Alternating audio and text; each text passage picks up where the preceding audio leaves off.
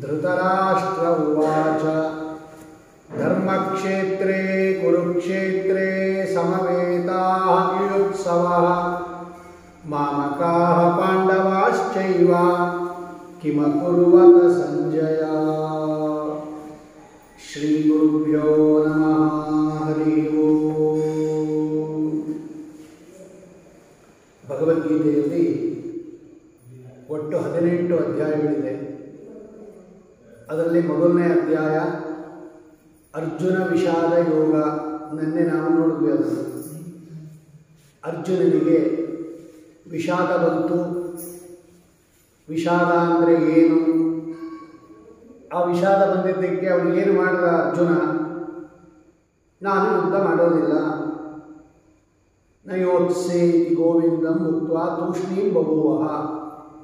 ನಾನು ಯುದ್ಧ ಮಾಡೋದಿಲ್ಲ ಕೃಷ್ಣ ಅಂತ ಹೇಳಿ ತನ್ನ ಧನಸ್ಸು ಮತ್ತು ಬಾಣವನ್ನು ರಥದಲ್ಲಿ ಹಾಕಿ ತಾನೂ ಕೂಡ ರಥದ ಮಧ್ಯದಲ್ಲಿ ಕೂತ್ಕೊಂಡ್ಬಿಟ್ಟ. ನಾನು ಯುದ್ಧ ಮಾಡೋದಿಲ್ಲ ಅಂತ ಅರ್ಜುನ ವಿಷಾದ ಯೋಗ ಅಂತ ಕರೀತಾರೆ ಮೊದಲನೇ ಅಧ್ಯಾಯಕ್ಕೆ. ಎರಡನೇ ಅಧ್ಯಾಯಕ್ಕೆ ಸಾಂಖ್ಯ ಯೋಗ ಅಂತ ಕರೀತಾರೆ. ಪರಮಾತ್ಮ ಹೇಗಿದ್ದಾನೆ ಅದರ ಸರಿಯಾಗಿರ್ತಕ್ಕಂತಹ ತಿಳುವಳಿಕೆಯನ್ನು ಮಾಡಿಕೊಡುತ್ತೆ ಅದು ಎರಡನೇ ಅಧ್ಯಾಯ. ಅದಕ್ಕೆ ಸಾಂಖ್ಯ ಯೋಗ ಅಂತ ಕರೀತಾರೆ. ಜೀವ ಹೇಗಿದ್ದಾನೆ, ಪರಮಾತ್ಮ ಹೇಗಿದ್ದಾನೆ, ಜೀವಸ್ವರೂಪ ಎಂಥದ್ದು, ಪರಮಾತ್ಮನ ಸ್ವರೂಪ ಎಂಥದ್ದು, ಜೀವ ಪರಮಾತ್ಮನಿಗೆ ಸಂಬಂಧ ಏನು, ಯಾತಕ್ಕೋಸ್ಕರ ನಾವು ಕರ್ಮಾನುಷ್ಠಾನ ಮಾಡಬೇಕು, ಕರ್ಮಾನುಷ್ಠಾನ ಹೆಂಗೆ ಮಾಡಬೇಕು, ಇದೆಲ್ಲವನ್ನು ಎರಡನೇ ಅಧ್ಯಾಯದಲ್ಲಿ ಭಗವಂತ ತಿಳಿಸ್ಕೊಡ್ತಾನೆ. ಅರ್ಜುನನಿಗೆ ನಿನ್ನೆ ನಾವು ನೋಡಿದಂಗೆ ನಾನಾ ರೀತಿಯಲ್ಲಿ ಉಪದೇಶ ಮಾಡ್ತಾನೆ ಭಗವಂತ. ಅರ್ಜುನ ಇಂದ್ರದೇವರ ಅವತಾರ. ದೇವತೆಗಳೆಲ್ಲ ಸದಾ ಭಗವಂತನ ದರ್ಶನ ಮಾಡತಕ್ಕಂಥ ಅಪರೋಕ್ಷ ಜ್ಞಾನಿಗಳು. ಅವರಿಗೇನು ಈ ಥರ ಅಜ್ಞಾನಾದಿಗಳು ಸದಾ ಇರೋದಿಲ್ಲ. ಕೆಲವು ಸಲ ಸ್ವಲ್ಪ ವಿಸ್ಮರಣೆ ಬಂದು ಈ ಅನ್ಯಥಾ ಜ್ಞಾನ ಮೋಹಾದಿಗಳು ಬರುತ್ತೆ ಅವ್ರಿಗೂ ಕೂಡ ನಾನಾ ಕಾರಣಗಳಿಂದ. ಇದು ಕಿಂಚಿತ್ ಕಾಲ ಇರುತ್ತೆ ಅಷ್ಟೇ ಅವರಿಗೆ. ಮುಖ್ಯವಾಗಿ ಅರ್ಜುನನನ್ನು ನಿಮಿತ್ತ ಮಾಡಿಕೊಂಡು ನಮಗೆ ಉಪದೇಶ ಮಾಡಿರೋದು ಭಗವಂತ. ಇಲ್ಲೇ ಇದ್ದರೆ ಭಗವಂತ ಯಾಕೆ ಬರೀತಾ ಇದ್ದ ಮಹಾಭಾರತದಲ್ಲಿ ನಮಗೆಲ್ಲ ಯಾಕೆ ಕೊಡ್ತಾ ಇದ್ದ, ನೀವು ಎಲ್ಲ ಓದ್ರಿ ಅಂತ. ಬರೀ ಅರ್ಜುನನಿಗೆ ಉಪದೇಶ ಮಾಡಿದ್ರೆ ಅವ್ರಿಗೆ ಉಪದೇಶ ಮಾಡಿ ಮುಕ್ತಾಯ ಮಾಡಿಬಿಡ್ತಾ ಇದ್ದ. ಅದನ್ನು ವೇದವ್ಯಾಸ ರೂಪದಿಂದ ಮಹಾಭಾರತದಲ್ಲಿ ಬರೆದು ಸೇರಿಸಿ ನಮಗೆಲ್ಲ ಕೊಟ್ಟು ನೀವು ಅದನ್ನು ದಿನಾಗಲೂ ಚಿಂತನೆ ಮಾಡಿರಿ, ಪಾರಾಯಣ ಮಾಡಿರಿ, ಪಾಠ ಹೇಳ್ರಿ, ಓದ್ರಿ, ತಿಳ್ಕೊಳ್ರಿ ಅಂತ ಯಾಕೆ ಹೇಳ್ತಾ ಇದ್ದ ಭಗವಂತ? ಜ್ಞಾನಿಗಳು ಇದನ್ನೆಲ್ಲ ಕನ್ನಡಕ್ಕೆ ಯಾಕೆ ತರ್ಜಮೆ ಮಾಡಿಕೊಡ್ತಾ ಇದ್ರು? ಈಗ ವ್ಯಾಸರಾಜರು ಇದೇ ಭಗವದ್ಗೀತೆಯನ್ನು ಕನ್ನಡಕ್ಕೆ ತರ್ಜಮೆ ಮಾಡಿಕೊಟ್ಟಿದ್ದಾರೆ. ಅವ್ರು ಯಾಕೆ ಮಾಡ್ತಾ ಇದ್ರು? ಅದು ನಮಗೆ ಸಂಬಂಧಪಟ್ಟಿಲ್ಲ, ಅರ್ಜುನನಿಗೆ ಸಂಬಂಧಪಟ್ಟಿದ್ದು ಅಂತ ಹೇಳಿದ್ರೆ ನಮಗೆ ಯಾಕೆ ಬರ್ಕೊಡ್ತಾ ಇದ್ರು ವ್ಯಾಸರಾಜರು? ಹಂಗಲ್ಲ. ಅರ್ಜುನ ನಿಮಿತ್ತ ಮಾತ್ರ. ಅರ್ಜುನನನ್ನು ನಿಮಿತ್ತ ಮಾಡಿಕೊಂಡು ನಮಗೆಲ್ಲ ಭಗವಂತ ಹೇಳ್ತಾ ಇದ್ದಾನೆ, ಯಾರೂ ಕೂಡ ಸೋಚಿತ ಕರ್ಮಾನುಷ್ಠಾನ ಬಿಡಬೇಡಿ. ಅರ್ಜುನನಿಗೆ ಯುದ್ಧ ಮಾಡೋದು ಧರ್ಮ, ಪ್ರಧಾನ ಧರ್ಮ. ಕ್ಷತ್ರಿಯರಿಗೆ ಭಗವಂತನ ದ್ವೇಷಿಗಳನ್ನು ಸಂಹಾರ ಮಾಡುವುದು ದೊಡ್ಡ ಧರ್ಮ. ನಾರಾಯಣ ಬಿಡ್ ತದನುಬಂಧಿ ವಿಗ್ರಹ ಕ್ಷತ್ರಿಯಾಣ ಪರಮೋ ಧರ್ಮ ತದ್ವಿರುದ್ಧ ಸರ್ವೋಪಿ ಅಧರ್ಮ ಅಂತ ಆಚಾರ್ಯರು ಬರೀತಾರೆ ಗೀತಾ ಭಾಷೆಯಲ್ಲಿ. ಕ್ಷತ್ರಿಯರಿಗೆ ದೊಡ್ಡದಾದ ಧರ್ಮ ಯಾವುದು ವೇದದಲ್ಲಿ ಹೇಳಿರೋದು ಅಂದರೆ ನಾರಾಯಣ ದ್ವೇಷಿಗಳನ್ನು, ಭಗವಂತನ ದ್ವೇಷಿಗಳನ್ನು ಸಂಹಾರ ಮಾಡುವುದು, ಅವನ ಸಂಬಂಧಿಕರನ್ನು ಸಂಹಾರ ಮಾಡುವುದು ದೊಡ್ಡ ಧರ್ಮ ಕ್ಷತ್ರಿಯರಿಗೆ. ಅದರಿಂದ ಭಗವಂತ ಪ್ರೀತನಾಗುತ್ತಾನೆ, ಸಕಲ ಮನೋಭಿಷ್ಟಗಳನ್ನು ಕೊಡ್ತಾನೆ ಭಗವಂತ. ಅದನ್ನು ಮರೆತು ಬಿಟ್ಟು ಅರ್ಜುನ ಧರ್ಮವನ್ನು ಅಧರ್ಮ ಅಂತ ತಿಳ್ಕೊಂಡ. ಯುದ್ಧ ಮಾಡೋದು ಅಧರ್ಮ ಅಂತ ತಿಳ್ಕೊಂಡು ತಾತ್ಕಾಲಿಕವಾಗಿರ್ತಕ್ಕಂತಹ ಒಂದು ಬಂಧು ಮೋಹದಿಂದ ನಾನು ಯುದ್ಧ ಮಾಡೋದಿಲ್ಲ ಅಂತ ಕೂತಾಗ ಭಗವಂತ ಅದನ್ನು ಜ್ಞಾಪಿಸ್ತಾನೆ. ಮುಂದೆಲ್ಲ ಅದನ್ನು ವಿಸ್ತಾರವಾಗಿ ಹೇಳ್ತಾರೆ. ನಿನ್ನೆ ನಾವು ನೋಡಿದಂಗೆ ನೀನು ಯಾಕೆ ಶೋಕ ಪಡ್ತಾ ಇದ್ದೆ ಅರ್ಜುನ? ದೇಹ ನಾಶ ಆಗುತ್ತೆ ಅಂತಾನ, ಜೀವ ನಾಶ ಆಗುತ್ತೆ ಅಂತಾನ, ದೇಹ ಜೀವ ಒಂದೇ ಅಂತಾನ? ಎಲ್ಲದಕ್ಕೂ ಉತ್ತರ ಕೊಡ್ತಾನೆ. ದೇಹ ಬೇರೆ, ಜೀವ ಬೇರೆ. ನನ್ನ ದೇಹ ಅಂತ ಹೇಳ್ತೀವಿ ಹೊರತು ನಾನು ದೇಹ ಅಂತ ಯಾರೂ ಹೇಳಲ್ಲ. ಎಲ್ಲರೂ ನನ್ನ ದೇಹ, ನನ್ನ ತಲೆ, ನನ್ನ ಕೈ, ನನ್ನ ಕಾಲು. ಈ ನನ್ನ ಅಂದರೆ ನನಗೆ ಸಂಬಂಧಪಟ್ಟದ್ದು. ನಾನು ಬೇರೆ, ಕಾಲು ಬೇರೆ, ನಾನು ಬೇರೆ, ತಲೆ ಬೇರೆ, ನಾನು ಬೇರೆ, ಶರೀರ ಬೇರೆ. ನಾನು ಶರೀರ ಒಂದೇ ಅಲ್ಲ. ಹಂಗೆ ಹೇಳಬೇಕಾಗಿದ್ರೆ ನಾನು ಶರೀರ, ನಾನು ಕಾಲು, ನಾನು ಕಣ್ಣು ಅಂತ ಹೇಳಬೇಕಾಗಿತ್ತು. ನನ್ನ ಕಣ್ಣು ಅಂತ ಹೇಳಬೇಕಾದ್ರೆ ನಾನು ಬೇರೆ, ಕಣ್ಣು ಬೇರೆ, ನಾನು ಬೇರೆ, ಕಿವಿ ಬೇರೆ, ನಾನು ಬೇರೆ, ಶರೀರ ಬೇರೆ. ಹಾಗಾಗಿ ಜೀವ ಮತ್ತು ಶರೀರ ಬೇರೆ ಬೇರೆ. ಜೀವ ಚೇತನ, ಶರೀರ ಜಡ. ಜಡ ಮತ್ತು ಜೀವ ಚೇತನ ಒಂದೇ ಆಗಿರೋಕ್ಕೆ ಸಾಧ್ಯ ಇಲ್ಲ. ಆಯಿತು. ಜೀವನಿಗೆ ನಾಶ ಇಲ್ಲ. ನಿನ್ನೆ ಹೇಳಿದ ಭಗವಂತ ಜೀವ ನಿತ್ಯ, ಜೀವ ಅನಾದಿ. ಈ ಜೀವ ಹುಟ್ಟೋದಿಲ್ಲ, ಈ ಜೀವ ಸಾಯೋದಿಲ್ಲ, ಈ ಜೀವ ಬೆಳೆಯೋದಿಲ್ಲ, ಕುಗ್ಗೋದಿಲ್ಲ, ಒಂದೇ ಥರ ಇರ್ತಾನೆ ಈ ಜೀವ. ಇದೆಲ್ಲ ಯಾವುದಕ್ಕೆ ಆಗ್ತಾ ಇದೆಯಪ್ಪ ಅಂದರೆ ನಮ್ಮ ದೇಹಕ್ಕೆ ಆಗ್ತಾ ಇರೋದು. ಈ ದೇಹ ಹುಟ್ಟತ್ತೆ, ದೇಹ ಬೆಳೆಯುತ್ತೆ, ದೇಹ ದೊಡ್ಡದಾಗತ್ತೆ, ದೇಹ ಕುಗ್ಗತ್ತೆ, ದೇಹ ನಾಶ ಆಗುತ್ತೆ. ಎಲ್ಲ ದೇಹದ್ದು. ಆ ದೇಹದ ಧರ್ಮಗಳನ್ನು ನಾವೆಲ್ಲ ತಗೊಂಡೋಗಿ ಜೀವನಿಗೆ ಹಾಕಿಬಿಡ್ತೀವಿ. ಯಾಕೆಂದರೆ ದೇಹ ಜೀವ ಸಂಬಂಧ ಹತ್ತತ್ರ ಇರೋದ್ರಿಂದ, ಒಳಗಡೆನೇ ಇರೋದ್ರಿಂದ ಅದೆಲ್ಲ ಜೀವನಿಗೆ ಹಾಕ್ಬಿಡ್ತೀವಿ ನಾವು. ಜೀವ ಏನೂ ಆಗಲ್ಲ, ಒಂದೇ ಥರ ಇರ್ತಾನೆ ಅವನು. ಯಾಕೆ ಅಂತ ಕೇಳಿದಾಗ ಭಗವಂತ ಹೇಳುತ್ತಾನೆ, ನೋಡು ನೀವೆಲ್ಲ ನನ್ನ ಪ್ರತಿಬಿಂಬರು. ಭಗವಂತ ಬಿಂಬ, ನಾವೆಲ್ಲ ಭಗವಂತನ ಪ್ರತಿಬಿಂಬ. ಭಗವಂತ ಹೇಗಿದ್ದಾನೋ ನಾವು ಹಾಗೇ ಇದ್ದೀವಿ. ಬಿಂಬ ಹೇಗಿರುತ್ತೋ ಪ್ರತಿಬಿಂಬ ಹಾಗೇ ಇರುತ್ತೆ. ನೋಡಿ, ನೀವು ಹೆಂಗಿರ್ತೀರೋ ನಿಮ್ಮ ನೆರಳು ಹಾಗೇ ಇರುತ್ತೆ. ನೀವು ಚಿಕ್ಕವರಾಗಿದ್ದರೆ ನೆರಳು ಚಿಕ್ಕದಾಗಿರುತ್ತೆ, ದೊಡ್ಡವರಾಗಿದ್ದರೆ ದೊಡ್ಡದು ಬೀಳುತ್ತೆ, ದಪ್ಪಗಿದ್ದರೆ ದಪ್ಪ ನೆರಳು ಬೀಳುತ್ತೆ, ಸಣ್ಣಗಿದ್ದರೆ ಸಣ್ಣ ನೆರಳು ಬೀಳುತ್ತೆ. ನೀವು ಓಡಿದ್ರೆ ಓಡುತ್ತೆ, ನಿಂತ್ಕೊಂಡ್ರೆ ನಿಂತ್ಕೊಂಬತ್ತೆ. ನಿಮ್ಮ ಅಧೀನದಲ್ಲಿರುತ್ತೆ ನೆರಳು, ನಿಮ್ಮಂತೆ ಇರುತ್ತೆ, ಕಿಂಚಿತ್ ನಿಮ್ಮಂತೆ ಇರುತ್ತೆ. ಹಾಗೆ ನಾವು ಭಗವಂತನ ಅಧೀನದಲ್ಲಿದ್ದೀವಿ, ಭಗವಂತನಿಗೆ ಸ್ವಲ್ಪ ಸದೃಶರಾಗಿದ್ದೀವಿ. ಇದಕ್ಕೆ ಪ್ರತಿಬಿಂಬ ಅಂತ ಕರೀತಾರೆ. ಪೂರ್ತಿ ಸಾದೃಶ್ಯ ಇಲ್ಲ. ಭಗವಂತ ಅತ್ಯದ್ಭುತವಾಗಿರ್ತಕ್ಕಂಥ ಲೋಕ ವಿಲಕ್ಷಣ. ನಮಗೆ ಕಿಂಚಿತ್ ಸಾದೃಶ್ಯ ಇದೆ, ಸ್ವಲ್ಪ ಸಾದೃಶ್ಯ ಇದೆ ಭಗವಂತನಿಗೆ. ಅವನು ನಿತ್ಯ, ನಾವು ನಿತ್ಯ. ಅವನು ಚೇತನ, ನಾವು ಚೇತನ. ಅವನು ಜ್ಞಾನಾನಂದ ಸ್ವರೂಪ, ನಾವು ಯಥಾಯೋಗ್ಯವಾಗಿ ಜ್ಞಾನಾನಂದ ಸ್ವರೂಪರು, ಸಜ್ಜೀವ ರಾಶಿಗಳು. ಅವನು ಸತ್ಪದಾರ್ಥ, ನಾವು ಸತ್ಪದಾರ್ಥ, ನಾವು ಸತ್ಯ, ಅವನು ಸತ್ಯ. ಹೀಗೆ ಕಿಂಚಿತ್ ಸಾದೃಶ್ಯ ಇದೆ. ಬಿಂಬ ನಾಶ ಆಗದೇ ಇದ್ದರೆ ಪ್ರತಿಬಿಂಬ ನಾಶ ಆಗಲ್ಲ. ಭಗವಂತ ಹೇಳ್ತಾನೆ ನೋಡ್ರಿ, ಅದನ್ನೆಲ್ಲ ವಿಸ್ತಾರವಾಗಿ ಭಗವಂತ ಹೇಳ್ತಾನೆ. ಆದ್ದರಿಂದ ಜೀವ ನಾಶ ಆಗುತ್ತಾನೆ ಅಂತ ಯಾರು ತಿಳ್ಕೋತಾರೆ ಅವನು ತಪ್ಪು ತಿಳ್ಕೊಂಡಿದ್ದಾನೆ. ನ ಜಾಯತೆ ಮ್ರಿಯತೆ ವಾ ಕದಾಚಿತ್ ನಾಯಂ ಭೂತ್ವಾ ಭವಿತಾ ವಾನಭೂಯ ಅವಿನಾಶಿತು ತದ್ವಿದ್ಧಿ ಏನ ಸರ್ವಮಿದಂ ತತ್. ಆ ಪರಮಾತ್ಮ ಹೆಂಗಿದಾನೆ ಗೊತ್ತಾ? ನಾವೆಲ್ಲ ಪ್ರತಿಬಿಂಬ. ಪ್ರತಿಬಿಂಬ ಅಂದಮೇಲೆ ಬಿಂಬ ಹೆಂಗಿರುತ್ತೋ ನಾವು ಹಂಗಿರ್ತೀವಿ. ಬಿಂಬ ಪರಮಾತ್ಮ, ಅವನು ಹೆಂಗಿದ್ದಾನೆ? ಅವಿನಾಶಿ. 4 ವಿಧವಾದ ನಾಶ ಇಲ್ಲ ಭಗವಂತನಿಗೆ. ಸರ್ವತ್ರ ವ್ಯಾಪ್ತನಾಗಿದ್ದಾನೆ ಭಗವಂತ. ಅಂತಹ ಭಗವಂತನ ಪ್ರತಿಬಿಂಬ ಆಗಿರೋದ್ರಿಂದ ನಾವು ನಿತ್ಯ. ನೋಡಿ, ಬಿಂಬ ನಾಶ ಆದ್ರೇ ಪ್ರತಿಬಿಂಬ ನಾಶ ಆಗೋದು. ಬಿಂಬ ನಾಶ ಆಗಲ್ಲ. ಜೀವ ಪ್ರತಿಬಿಂಬ, ಅವನು ನಾಶ ಆಗಲ್ಲ.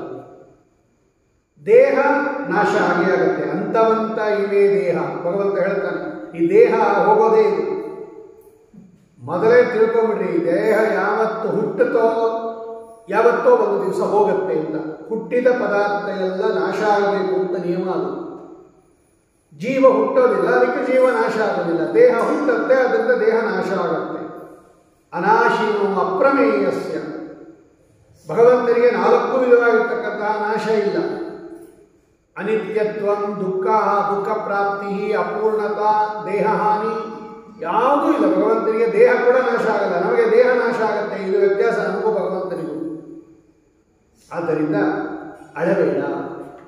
ನೀನು ಯಾಕೆ ನಿತ್ಯ ಅಂದರೆ, ನಾನು ನಿತ್ಯ, ನನ್ನ ಪ್ರತಿಬಿಂಬ ನೀನು, ಆದ್ದರಿಂದ ನೀನು ನಿತ್ಯ. ಆದ್ದರಿಂದ ಇವರೆಲ್ಲ ಸಾಯ್ತಾರೆ ಇರತಕ್ಕಂತಹ ದುಃಖ ಪಡಬೇಡ. ದೇಹ ನಾಶ ಆಗೇ ಆಗತ್ತೆ, ಅದಕ್ಕೆ ದುಃಖ ಪಡಬೇಡ. ಭಗವಂತ ಹೇಳ್ತಾನೆ ವಾಸಾಂಸಿ ಜೀರ್ಣಾನಿ, ನಾನು ಹೇಳಿದ್ದೆ, ವಾಸಾಂಸಿ ಜೀರ್ಣಾನಿ ಯಥಾ ವಿಹಾಯ ನವಾನಿ ಗೃಹ್ಣಾತಿ ನರೋಪರಾಣಿ. ಹೊಸ ಬಟ್ಟೆ ತಗೊಂಡು ಹಳೆ ಬಟ್ಟೆ ಹೆಂಗೆ ಎಷ್ಟು ಬಿಡ್ತೀವೋ ನಾವು, ಹಳೆ ಆದಮೇಲೆ ಬಟ್ಟೆ ಬೇರೆ ತಗೋತೀವಲ್ವ, ಬಿಸಾಕ್ಬಿಟ್ಟು. ಹಾಗೆ ಈ ದೇಹ ಹಳೇದಾಗೋದ್ರೆ, ಜೀರ್ಣ ಆಗೋದ್ರೆ, ಇದರಿಂದ ಇನ್ನೇನು ಸಾಧನೆ ಆಗಲ್ಲ ಅಂದರೆ ಅದನ್ನು ಬಿಟ್ಟು ಭಗವಂತ ಇನ್ನೊಂದು ಹೊಸ ದೇಹ ಕೊಡ್ತಾನೆ. ಈ ಜೀವನಿಗೆ ಅಂಗಿ ಇದ್ದಂಗೆ ಇದು. ಆ ಅಂಗಿ ಬಿಚ್ಚಾಕಿ ಇನ್ನೊಂದು ಅಂಗಿ ಹಾಕೋತೀವೋ ಅಲ್ವೋ, ನಾವು ಒಳಗಡೆ ಇರೋರು ನಾವೇ ಇರ್ತೀವಿ, ಅಂಗಿ ಮಾತ್ರ ಬದಲಾವಣೆ ಆಗುತ್ತೆ.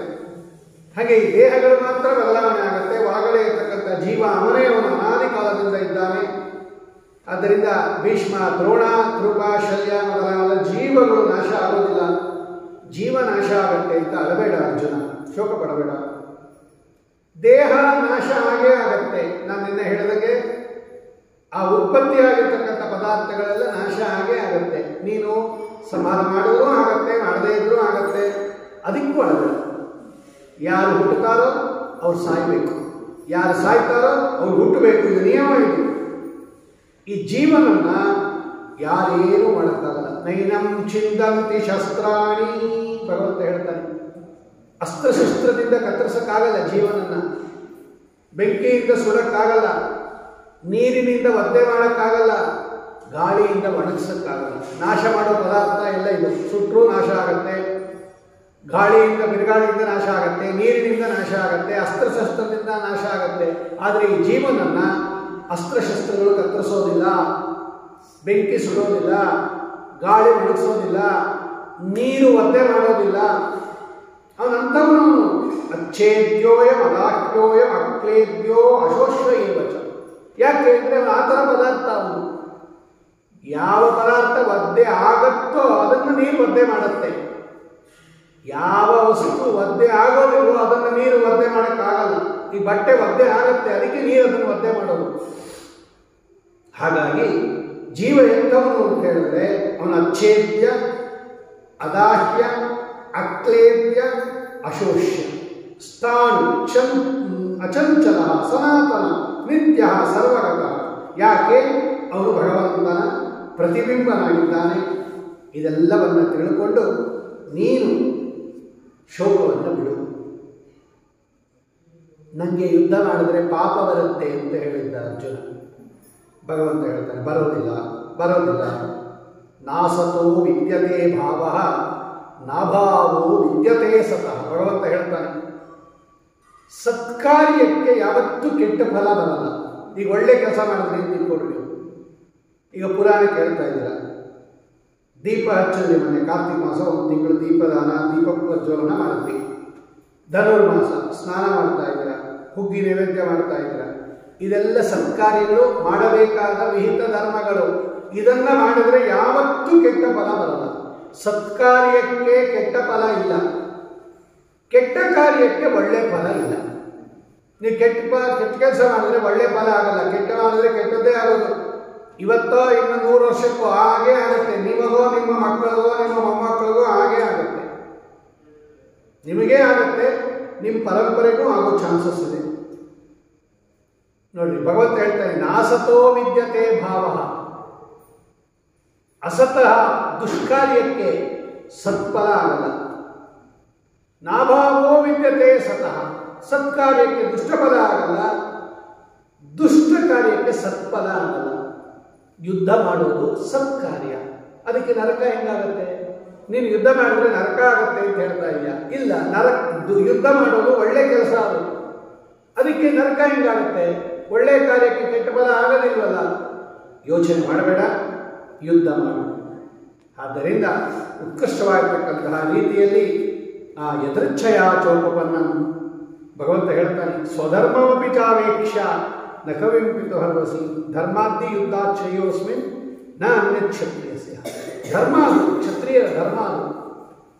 ಧರ್ಮದ ದೃಷ್ಟಿಯಿಂದಲೂ ಕೂಡ ನೀನು ಯುದ್ಧ ಮಾಡಬೇಕು ಅರ್ಜುನ. ಧರ್ಮ ಬಿಡಬಾರದು ಯಾವತ್ತೂ ಕೂಡ. ಇದು ಕ್ಷತ್ರಿಯರ ಧರ್ಮ, ಅದು ಸ್ವಧರ್ಮ, ಅದು ಸ್ವ ಪರಮಾತ್ಮ ಅವನ ಪ್ರೀತಿಕರವಾಗಿರ್ತಕ್ಕಂಥ ಧರ್ಮ ಸ್ವಧರ್ಮ ಅಂತ ಕರೀತಾರೆ. ಆದ್ದರಿಂದ ನೀನು ಯುದ್ಧ ಮಾಡೋದು, ನಿನ್ನ ಕೆಲಸ ಅದು ಯುದ್ಧ ಮಾಡೋದು, ನೀ ಮಾಡಲ್ಲ ಅಂತ ಹೇಳಬಾರದು. ಅದಕ್ಕಿಂತ ದೊಡ್ಡದಾದದ್ದು ಕ್ಷತ್ರಿಯರಿಗಿಲ್ಲ ಎದೃಚ್ಛಯಾಚೋಪವನ್ನು. ಇದೊಂದು ದೊಡ್ಡ ಅವಕಾಶ ಇದೆ. ಯುದ್ಧ ಅದಾಗೆ ಬಂದಿದೆ, ಅವಕಾಶ ಅದಾಗದೇ ಬಂದಾಗ, ಈಗ ನಾವು ಸ್ವಾಮಿಗಳನ್ನು ಕರೆಸೋದಿತ್ತು, ಅವರೇ ಬಂದಿರ್ತಾರೆ ಯಾವುದೋ ಕಾರಣಕ್ಕೆ, ಅವರಾಗಲೇ ಬಂದಾಗ ಅದನ್ನು ಉಪಯೋಗಿಸ್ಕೋಬೇಕು. ನಾವೇನು ಹೇಳಿ ಕಳಿಸಿದ್ದೆ ಇದ್ದು ಕೂಡ ಯಾವುದೋ ಕಾರಣಕ್ಕೆ ಬಂದಿರ್ತಾರೆ ಸ್ವಾಮಿಗಳು, ಅವ್ರ ದರ್ಶನ ಆಗುತ್ತೋ ಇಲ್ವೋ, ನಾವೇನು ಹೇಳಿ ಕಳಿಸಿಲ್ಲದೆ ಅದಾಗಲೇ ಬಂತು ಸಂಯೋಗ, ನಾವು ಹೋಗಿದ್ವಿ, ನಾವು ಯಾವುದೋ ಕ್ಷೇತ್ರಕ್ಕೆ ಹೋಗಿದ್ವಿ, ಅಲ್ಲಿ ಸ್ವಾಮಿಗಳು ಬಂದಿರ್ತಾರಪ್ಪ. ಕ್ಷೇತ್ರದ ಜೊತೆಗೆ ಸ್ವಾಮಿಗಳ ದರ್ಶನವೂ ಆಗುತ್ತಲ್ವ, ನಮ್ಗೆ ಗೊತ್ತೇ ಇಲ್ಲ ರೀ ನೋಡಿ, ಅವರು ಬಂದಿದ್ರು ಸ್ವಾಮಿಗಳು, ಆವಾಗ ಪೂಜೆ ನೋಡೋದು, ತೀರ್ಥಪ್ರಸಾದ, ದಂಡತೀರ್ಥ, ದಂಡೋದಕ ಎಲ್ಲ ಆಯಿತು ಅಂತ ಸಂತೋಷ ಪಡ್ತೀವಲ್ವ. ಹಾಗೆ ಭಗವಂತ ಹೇಳ್ತಾನೆ, ಎದೃಚ್ಛಯಾಚೋಪವನ್ನಂ ಸ್ವರ್ಗದ್ವಾರಮಪಾವೃತಂ. ಅದಾಗಲೇ ಭಗವಂತನ ಇಚ್ಛೆಯಿಂದ ಒದಗಿ ಬಂದಿದೆ ಅರ್ಜುನ. ಯುದ್ಧ ಅನ್ನೋದು ಸ್ವರ್ಗದ ಬಾಗಿಲು ತೆಗೆದಿದೆ. ಯುದ್ಧ ಮಾಡಿ ನೀನು ಸ್ವರ್ಗಕ್ಕೆ ಹೋಗ್ತೀಯ. ಹತೋವಾ ಪ್ರಾಪ್ಯಸಿ ಸ್ವರ್ಗಂ ಜಿತ್ವಾ ವಾ ಭೋಕ್ಷಸೇ ಮಹಿ. ನೋಡು, ನಿಂಗೆ ಎರಡೂ ಇದೆ. ಅರ್ಜುನ ಕೇಳಿದ್ದ, ನಾವೇ ಗೆಲ್ತೀವಿ ಅಂತ ಏನು ಕೃಷ್ಣ? ಇದು ಯುದ್ಧ, ಅವರೇ ಗೆಲ್ಬೋದು, ನಾವೇ ಗೆಲ್ಬೋದು, ನಾವೇ ಗೆದ್ದೇ ಗೆಲ್ತೀವಿ, ರಾಜ್ಯ ಬಂದೇ ಬರುತ್ತೆ, ಸುಖವಾಗಿರ್ತೀವಿ ಅಂತ ಏನು ಗ್ಯಾರಂಟಿ ಅಂತ ಕೇಳಿದ್ದ. ಭಗವಂತ ಹೇಳ್ತಾನೆ, ಹೌದು, ಗ್ಯಾರಂಟಿ ಇಲ್ಲ ನಿಜ, ಆದರೆ ನೀ ಸೋತ್ರೂ ನಿಂಗೆ ಬೆನಿಫಿಟ್ಟು, ಸತ್ರೂ ಬೆನಿಫಿಟ್ಟು, ಸೋತ್ರೂ ಬೆನಿಫಿಟ್ಟು, ಗೆದ್ರೂ ಬೆನಿಫಿಟ್ಟು. ಒಂದು ವೇಳೆ ನೀ ಗೆದ್ದಿ ಅಂತಿತ್ತು ಯುದ್ಧದಲ್ಲಿ, ಹತೋವಾ ಪ್ರಾಪ್ಯಸಿ ಸ್ವರ್ಗಂ ಜಿತ್ವಾ ವಾ ಭೋಕ್ಷಸೇ ಮಹಿ. ಆಯ್ತು, ನಿನ್ನ ಪ್ರಕಾರ ನೀ ಸತ್ತೋಗ್ತೀಯ ಅಂತ ಇಟ್ಕೋ, ವೀರ ಸ್ವರ್ಗಕ್ಕೆ ಹೋಗ್ತೀಯ ನೀನು. ಯುದ್ಧದಲ್ಲಿ ಸತ್ತೋರಿಗೆಲ್ಲ ವೀರ ಸ್ವರ್ಗ ಅಂತ ಒಂದು ಸ್ವರ್ಗ, ಅಲ್ಲಿಗೆ ಹೋಗ್ತಾರ. ಹತೋವಾ ಪ್ರಾಪ್ಯಸಿ ಸ್ವರ್ಗಂ, ಒಂದು ವೇಳೆ ನೀನೇನಾದರೂ ಸತ್ತೋದ್ರೆ ಯುದ್ಧದಲ್ಲಿ ಸ್ವರ್ಗಲೋಕಕ್ಕೆ ಹೋಗ್ತೀಯ. ಗೆದ್ರೆ ಒಳ್ಳೆ ಭೂಮಂಡಲವನ್ನು ಆಡ್ತೀಯ, ರಾಜ್ಯ ಆಗತ್ತೆ. ಎರಡೂ ಬೆನಿಫಿಟ್ಟೆ ನಿಮಗೆ, ಎರಡೂ ಬೆನಿಫಿಟ್ಟೆ. ಸತ್ರೂ ಬೆನಿಫಿಟ್ಟು, ಗೆದ್ರೂ ಬೆನಿಫಿಟ್ಟು. ಯಾಕೆ ಬಿಡ್ತೀಯ ಇದನ್ನು? ಹಾಗಾಗಿ ಒಳ್ಳೆ ಉತ್ಕೃಷ್ಟವಾಗಿರ್ತಕ್ಕಂತಹ ರೀತಿಯಲ್ಲಿ ಭಗವಂತನ ಇಚ್ಛೆಯಿಂದ ಬಂದಿದೆ ಇದು. ಎಷ್ಟು ತೊಂದರೆ ಆಗುತ್ತೆ ನೀವು ಯುದ್ಧವನ್ನು ಬಿಟ್ಟರೆ. ಧರ್ಮ ಬಿಟ್ಟಂಗಾಗತ್ತೆ, ಕೀರ್ತಿಯನ್ನು ಕಳ್ಕೊಂಡಂಗಾಗತ್ತೆ, ಅಕೀರ್ತಿ ಬಂದ್ಬಿಡುತ್ತೆ ನಿಮಗೆ. ಅವರೆಲ್ಲ ಏನು ಮಾಡ್ತಾರೆ ದುರ್ಯೋಧನಾದಿಗಳು? ಅಯ್ಯೋ, ಅರ್ಜುನ ಹೆದರ್ಕೊಂಡ್ಬಿಟ್ಟ ಯುದ್ಧ ಮಾಡೋದಕ್ಕೆ, ಅದಕ್ಕೆ ಹೆದರ್ಕೊಂಡು ಓಡೋಗ್ಬಿಟ್ಟ ಅಂತಾರೆ. ನೀನು ಪಾಪ ಅವ್ರನ್ನೆಲ್ಲ ಕೊಲ್ಲೋದು ಹೆಂಗೆ? ಅವ್ರು ನಮ್ಮ ತಾತ, ಅವ್ರು ನಮ್ಮ ತಂದೆ, ಇವ್ರು ನಮ್ಮ ಚಿಕ್ಕಪ್ಪ, ಇವ್ರು ನಮ್ಮ ಸೋದರ ಮಾವ, ಇವ್ರು ನಮ್ಮ ಅಣ್ಣ, ಇವ್ರ ಮಗ ಅಂತ ತಿಳ್ಕೊಂಡು ಕರುಣೆಯಿಂದ ನೀನು ಹೋಗ್ತಾ ಇದೆಯಾ ಯುದ್ಧ ಮಾಡೋಲ್ಲ ಅಂತ. ಆದರೆ ದುರ್ಯೋಧನಾದಿಗಳು ಏನು ತಿಳ್ಕೊತಾರೆ ಗೊತ್ತಾ? ಅವನು ಹೇಳಿ, ಅವನ ಅರ್ಜುನ, ಅವನಿಗೆ ಶಕ್ತಿ ಇಲ್ಲ, ಅವನಿಗೆ ಬಲ ಇಲ್ಲ, ಭಯ ಅರ್ಜುನನಿಗೆ, ಅದಕ್ಕೆ ಹೆದರ್ಕೊಂಡು ಓಡೋಗ್ಬಿಟ್ಟ ಅಂತಾರೆ. ಬರೀ ಅವ್ರು ತಿಳ್ಕೊಳ್ಳೋದಲ್ಲ, ಎಲ್ಲ ಕಡೆ ಹರಿದು ಬಿಡುತ್ತಾರೆ. ನೀ ಸಾಯೋ ತನಕ ಈ ಕ್ಷತ್ರಿಯರು ಹೆದರ್ಕೊಂಡು ರಣರಂಗದಿಂದ ಬರಬಾರದು. ಒಂದ್ಸಲ ರಣರಂಗಕ್ಕೆ ಹೋದ ಮೇಲೆ ಗೆದ್ದು ಬರಬೇಕು, ಯುದ್ಧ ಮಾಡಿ ಅಥವಾ ಸಾಯ್ಬೇಕು. ಹೆದರ್ಕೊಂಡು ಓಡ ಬರಬಾರ್ದು. ಉತ್ತರ ಕುಮಾರನಂತೆ ನೋಡು, ನೀನೇನಾದರೂ ಈಗ ಹೊರಟೋದ್ರೆ ವಾಪಸ್ಸು ಎಲ್ಲರೂ ನಿನ್ನನ್ನು ಆಡ್ಕೋತಾರೆ. ಅವಚ್ಛವಾದಾಂಶ್ಚ ಬಹೂನ್ ದ್ವಿಷಂತಿ, ಆಡಬಾರದ ಕೆಟ್ಟ ಮಾತುಗಳನ್ನು ಆಡ್ತಾರೆ, ನಿನ್ನ ಸಾಮರ್ಥ್ಯವನ್ನು ಹಳಿತಾರೆ, ಧಿಕ್ಕಾರ ಮಾಡುತ್ತಾರೆ. ಅದಕ್ಕಿಂತ ಸಾಯೋದು ವಾಸಿ. ಅಪಕೀರ್ತಿಯನ್ನು ಪಡೆದು ಬದುಕೋಕ್ಕಿಂತ ಕೆಟ್ಟ ಕೀರ್ತಿಯನ್ನು, ಕೆಟ್ಟ ಮಾತನ್ನು ಕೇಳಿಸ್ಕೊಂಡು ಸಾಯೋ ತನಕ. ಇವನ ಅರ್ಜುನನ ಹೇಳಿಬಿಟ್ರೆ ರಣರಂಗದಿಂದ ಓಡ್ ಬಂದವನು, ಈ ಹೋದ ಕಡೆ ಎಲ್ಲ ಇದೇ ಹೇಳ್ತಾರೆ. ಅದರ ಬದಲು ಸಾಯೋದು ವಾಸಿ. ಯೋಚನೆ ಮಾಡಬೇಡ, ಯುದ್ಧ ಮಾಡು ಎಂಬುದಾಗಿ ಭಗವಂತ ಇದೆಲ್ಲ ನಿಮಗೆ ಹೇಳಿದೆ. ಆದ್ದರಿಂದ ಜ್ಞಾನಕ್ಕೆ ಒಳ್ಳೆ ಉತ್ಕೃಷ್ಟವಾಗಿರ್ತಕ್ಕಂತಹ ಭಗವಂತನ ಪೂಜೆ ಇದು. ಕರ್ಮಗಳು ಅಂದರೆ ಏನದು? ನೇಹಾ ವಿಕ್ರಮನಾಶೋಸ್ತಿ ಪ್ರತ್ಯವಾಯು ವಿದ್ಯತೆ. ಯಾವತ್ತೂ ಸೋಚಿತ ಕರ್ಮಾನುಷ್ಠಾನ ಮಾಡಿದ್ರೆ ಪಾಪ ಖಂಡಿತ ಬರಲ್ಲ, ತಿಳ್ಕೊಳ್ಳಿ. ಸೋಚಿತ ಕರ್ಮಾನುಷ್ಠಾನ ಯಾರು ಮಾಡ್ತಾ ಇರ್ತಾರೆ ಅವರಿಗೆ ಪ್ರತ್ಯವಾಯು ವಿದ್ಯತೆ. ಸ್ವಲ್ಪ ಮಾಡಿದ್ರೂ ಕೊಡ್ತಾನೆ ಭಗವಂತ. ಏಕಾದಶಿ ಉಪವಾಸ ಒಂದು ಅರ್ಧ ದಿನ ಮಾಡಿದ್ರಿ ಅಂತ ತಿಳ್ಕೊಳ್ರಿ, ಒಂದು 5 ಗಂಟೆ ಹೊತ್ತು ಮಾಡಿದ್ರಿ ಅಂತ ತಿಳ್ಕೊಳ್ರಿ, ಅದಕ್ಕೆ ಜಾಸ್ತಿ ಹೊತ್ತು ಉಪವಾಸ ಮಾಡೋಕ್ಕೆ ಪ್ರಯತ್ನ ಪಡಬೇಕು. ಅಯ್ಯೋ ನಮ್ಗೆ ಆಗೋದೇ ಇಲ್ಲ ಅಂತ ನಿಂತುಬಿಡಬಾರ್ದು. ನೋಡ, ಎಷ್ಟೊತ್ತಾಗುತ್ತೋ ಅಷ್ಟು ಮುಂದೆ ಹಾಕ್ತಾ ಇರಬೇಕಂತೆ. ಎಷ್ಟೊತ್ತಾಗುತ್ತೋ ಅಷ್ಟು ಮುಂದೆ ಹೋಗ್ಲಿ ಹೋಗ್ಲಿ ಹೋಗ್ಲಿ ಹೋಗ್ಲಿ ಅಂತ ಅಷ್ಟು ಹೊತ್ತು ಉಪವಾಸ ಮಾಡಿದ ಪುಣ್ಯ ಬರುತ್ತೆ. ನಮ್ಗೆ ಆಗೋದೇ ಇಲ್ಲ ಅಂತ ಬೆಳಗ್ಗೆ ಎದ್ದ ತಕ್ಷಣ ಶುರು ಮಾಡಿಬಿಡ್ಬಾರ್ದು. ಆಗಲಿ ಬಿಡಿ, 10 ಗಂಟೆ ಆಗಲಿ ಅನ್ನೋದು, ಆಮೇಲೆ 12 ಗಂಟೆ ಆಗಲಿ ಅನ್ನೋದು, 2 ಗಂಟೆ ಆಗಲಿ ಅನ್ನೋದು, ಹೀಗೆ ಮುಂದೆ ಮುಂದೆ ಮುಂದೆ ಹಾಕ್ತಾ ಇರ್ಬೇಕಂತೆ. ಅದನ್ನು ಅಷ್ಟೊತ್ತು ನಿಮಗೆ ಉಪವಾಸ ಮಾಡಿದ ಪುಣ್ಯ ಕೊಡ್ತಾನೆ ಭಗವಂತ. ಸ್ವಲ್ಪಮಪ್ಯಸ್ಯ ಧರ್ಮಸ್ಯ ತ್ರಾಯತೆ ಮಾತೋ ಭಯ. ಭಗವಂತ ಹೇಳ್ತಾನೆ, ಸ್ವಲ್ಪ ಧರ್ಮ ಮಾಡಿದ್ರು ಕೂಡ ಮಹಾ ಉತ್ಕೃಷ್ಟವಾಗತಕ್ಕಂತಹ ಭಯದಿಂದ, ನರಕ ಭಯದಿಂದ ನಾನು ನಿಮ್ಮನ್ನ ಪಾಲ ಮಾಡ್ತೀನಿ, ಯೋಚನೆ ಮಾಡಬೇಡ. ಇದನ್ನೇ ವೇದಗಳು ಶಾಸ್ತ್ರಗಳು ಎಲ್ಲ ಹೇಳಿರೋದು. ಉತ್ಕೃಷ್ಟವಾಗಿರತಕ್ಕಂತಹ ರೀತಿಯಲ್ಲಿ ಈ ಭಗವಂತನ ವಿಶೇಷ ಅನುಗ್ರಹಕ್ಕೋಸ್ಕರ ಅದು ಮಾಡಬೇಕು.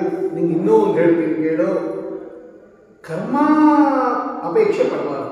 ಭಗವಂತ ಇಲ್ಲಿ ಬಹಳ ಸೂಕ್ಷ್ಮವಾದ ವಿಷಯಗಳನ್ನೆಲ್ಲ ಹೇಳ್ತಾನೆ. ಕರ್ಮಕ್ಕೆ ವಾದಿಕಾರಸ್ತೆ ಮಾ ಫಲೇಶು ಕದಾಚನ ಮಾ ಕರ್ಮ ಫಲಹೇತುರ್ಭೋ ಮಾತೇ ಸಂಗೋಸ್ತು ಅಕರ್ಮಣಿ. ಕರ್ಮ ಮಾಡುವಷ್ಟರಲ್ಲಿ ಮಾತ್ರ ನಮಗೆ ಅಧಿಕಾರ. ನಿನ್ನಂತಹ ಜ್ಞಾನಿಗಳಿಗೆ, ಎಷ್ಟು ದೊಡ್ಡ ಜ್ಞಾನಿ ನೀನು ಅರ್ಜುನ, ದೇವೇಂದ್ರ ನೀನು ಅದಾಗತ್ತೆ ಇದಾಗತ್ತೆ, ಸೋಲ್ತೀವ ಗೆಲ್ತೀವ ಇದೆಲ್ಲ ನೀನು ಯೋಚನೆ ಮಾಡಬೇಡ. ಫಲದ ಬಗ್ಗೆ ಯೋಚನೆ ಮಾಡಬೇಡ. ಯುದ್ಧ ಮಾಡೋದಷ್ಟೇ ನಿನ್ನ ಕೆಲಸ, ಓದೋದಷ್ಟೇ ವಿದ್ಯಾರ್ಥಿ ಕೆಲಸ. ಅದು ಫೇಲ್ ಆಗ್ಬಿಟ್ರೆ ಪಾಸ್ ಆಗ್ಬಿಟ್ರೆ ಹಿಂಗೆ ಯೋಚನೆ ಮಾಡಬಾರ್ದು. ಓದು ಬರೀ ಜ್ಞಾಪಕ ಇಟ್ಕೊಂಡು. ಫಲಾಫಲಗಳು ಭಗವಂತನ ಅಧೀನ, ನಮ್ಮ ಅಧೀನ ಅಲ್ಲ. ಫಲ ಕೊಡೋದು ಬಿಡೋದು ಭಗವಂತನಿಗೆ ಸಂಬಂಧಪಟ್ಟದ್ದು. ಸ್ವಾಮಿ ಹೇಳ್ತಾನೆ, ಅಲ್ಲಿ ನಿನಗೆ ಅಧಿಕಾರ ಇಲ್ಲ. ನಿನಗೆ ಅಧಿಕಾರ ಏನು? ಎಕ್ಸಾಮಿನೇಷನ್ನಲ್ಲಿ ಬರೆಯೋದಷ್ಟೇ ಕೆಲಸ ಹುಡುಗಂದು, ವಿದ್ಯಾರ್ಥಿಗಳು. ಅದನ್ನು ವ್ಯಾಲ್ಯೂಯೇಷನ್ ಮಾಡೋದು, ನಂಬರ್ ಎಷ್ಟು ಹಾಕೋದು, ಏನು ಕೊಡೋದು, ಏನು ತಪ್ಪು, ಅದೆಲ್ಲ ಅವನು ವ್ಯಾಲ್ಯೂಯೇಷನ್ ಮಾಡೋದು ನೋಡ್ಕೋತಾನೆ. ಓದಬೇಕು, ಬರಿಬೇಕು, ಇಷ್ಟೇ. ಹಾಗೆ ನಾವು ಭಗವಂತ ಹೇಳಿರ್ತಕ್ಕಂತಹ ಸೋಚಿತ ಕರ್ಮಗಳನ್ನು ಭಕ್ತಿಯಿಂದ ಆಚರಣೆ ಮಾಡಬೇಕು.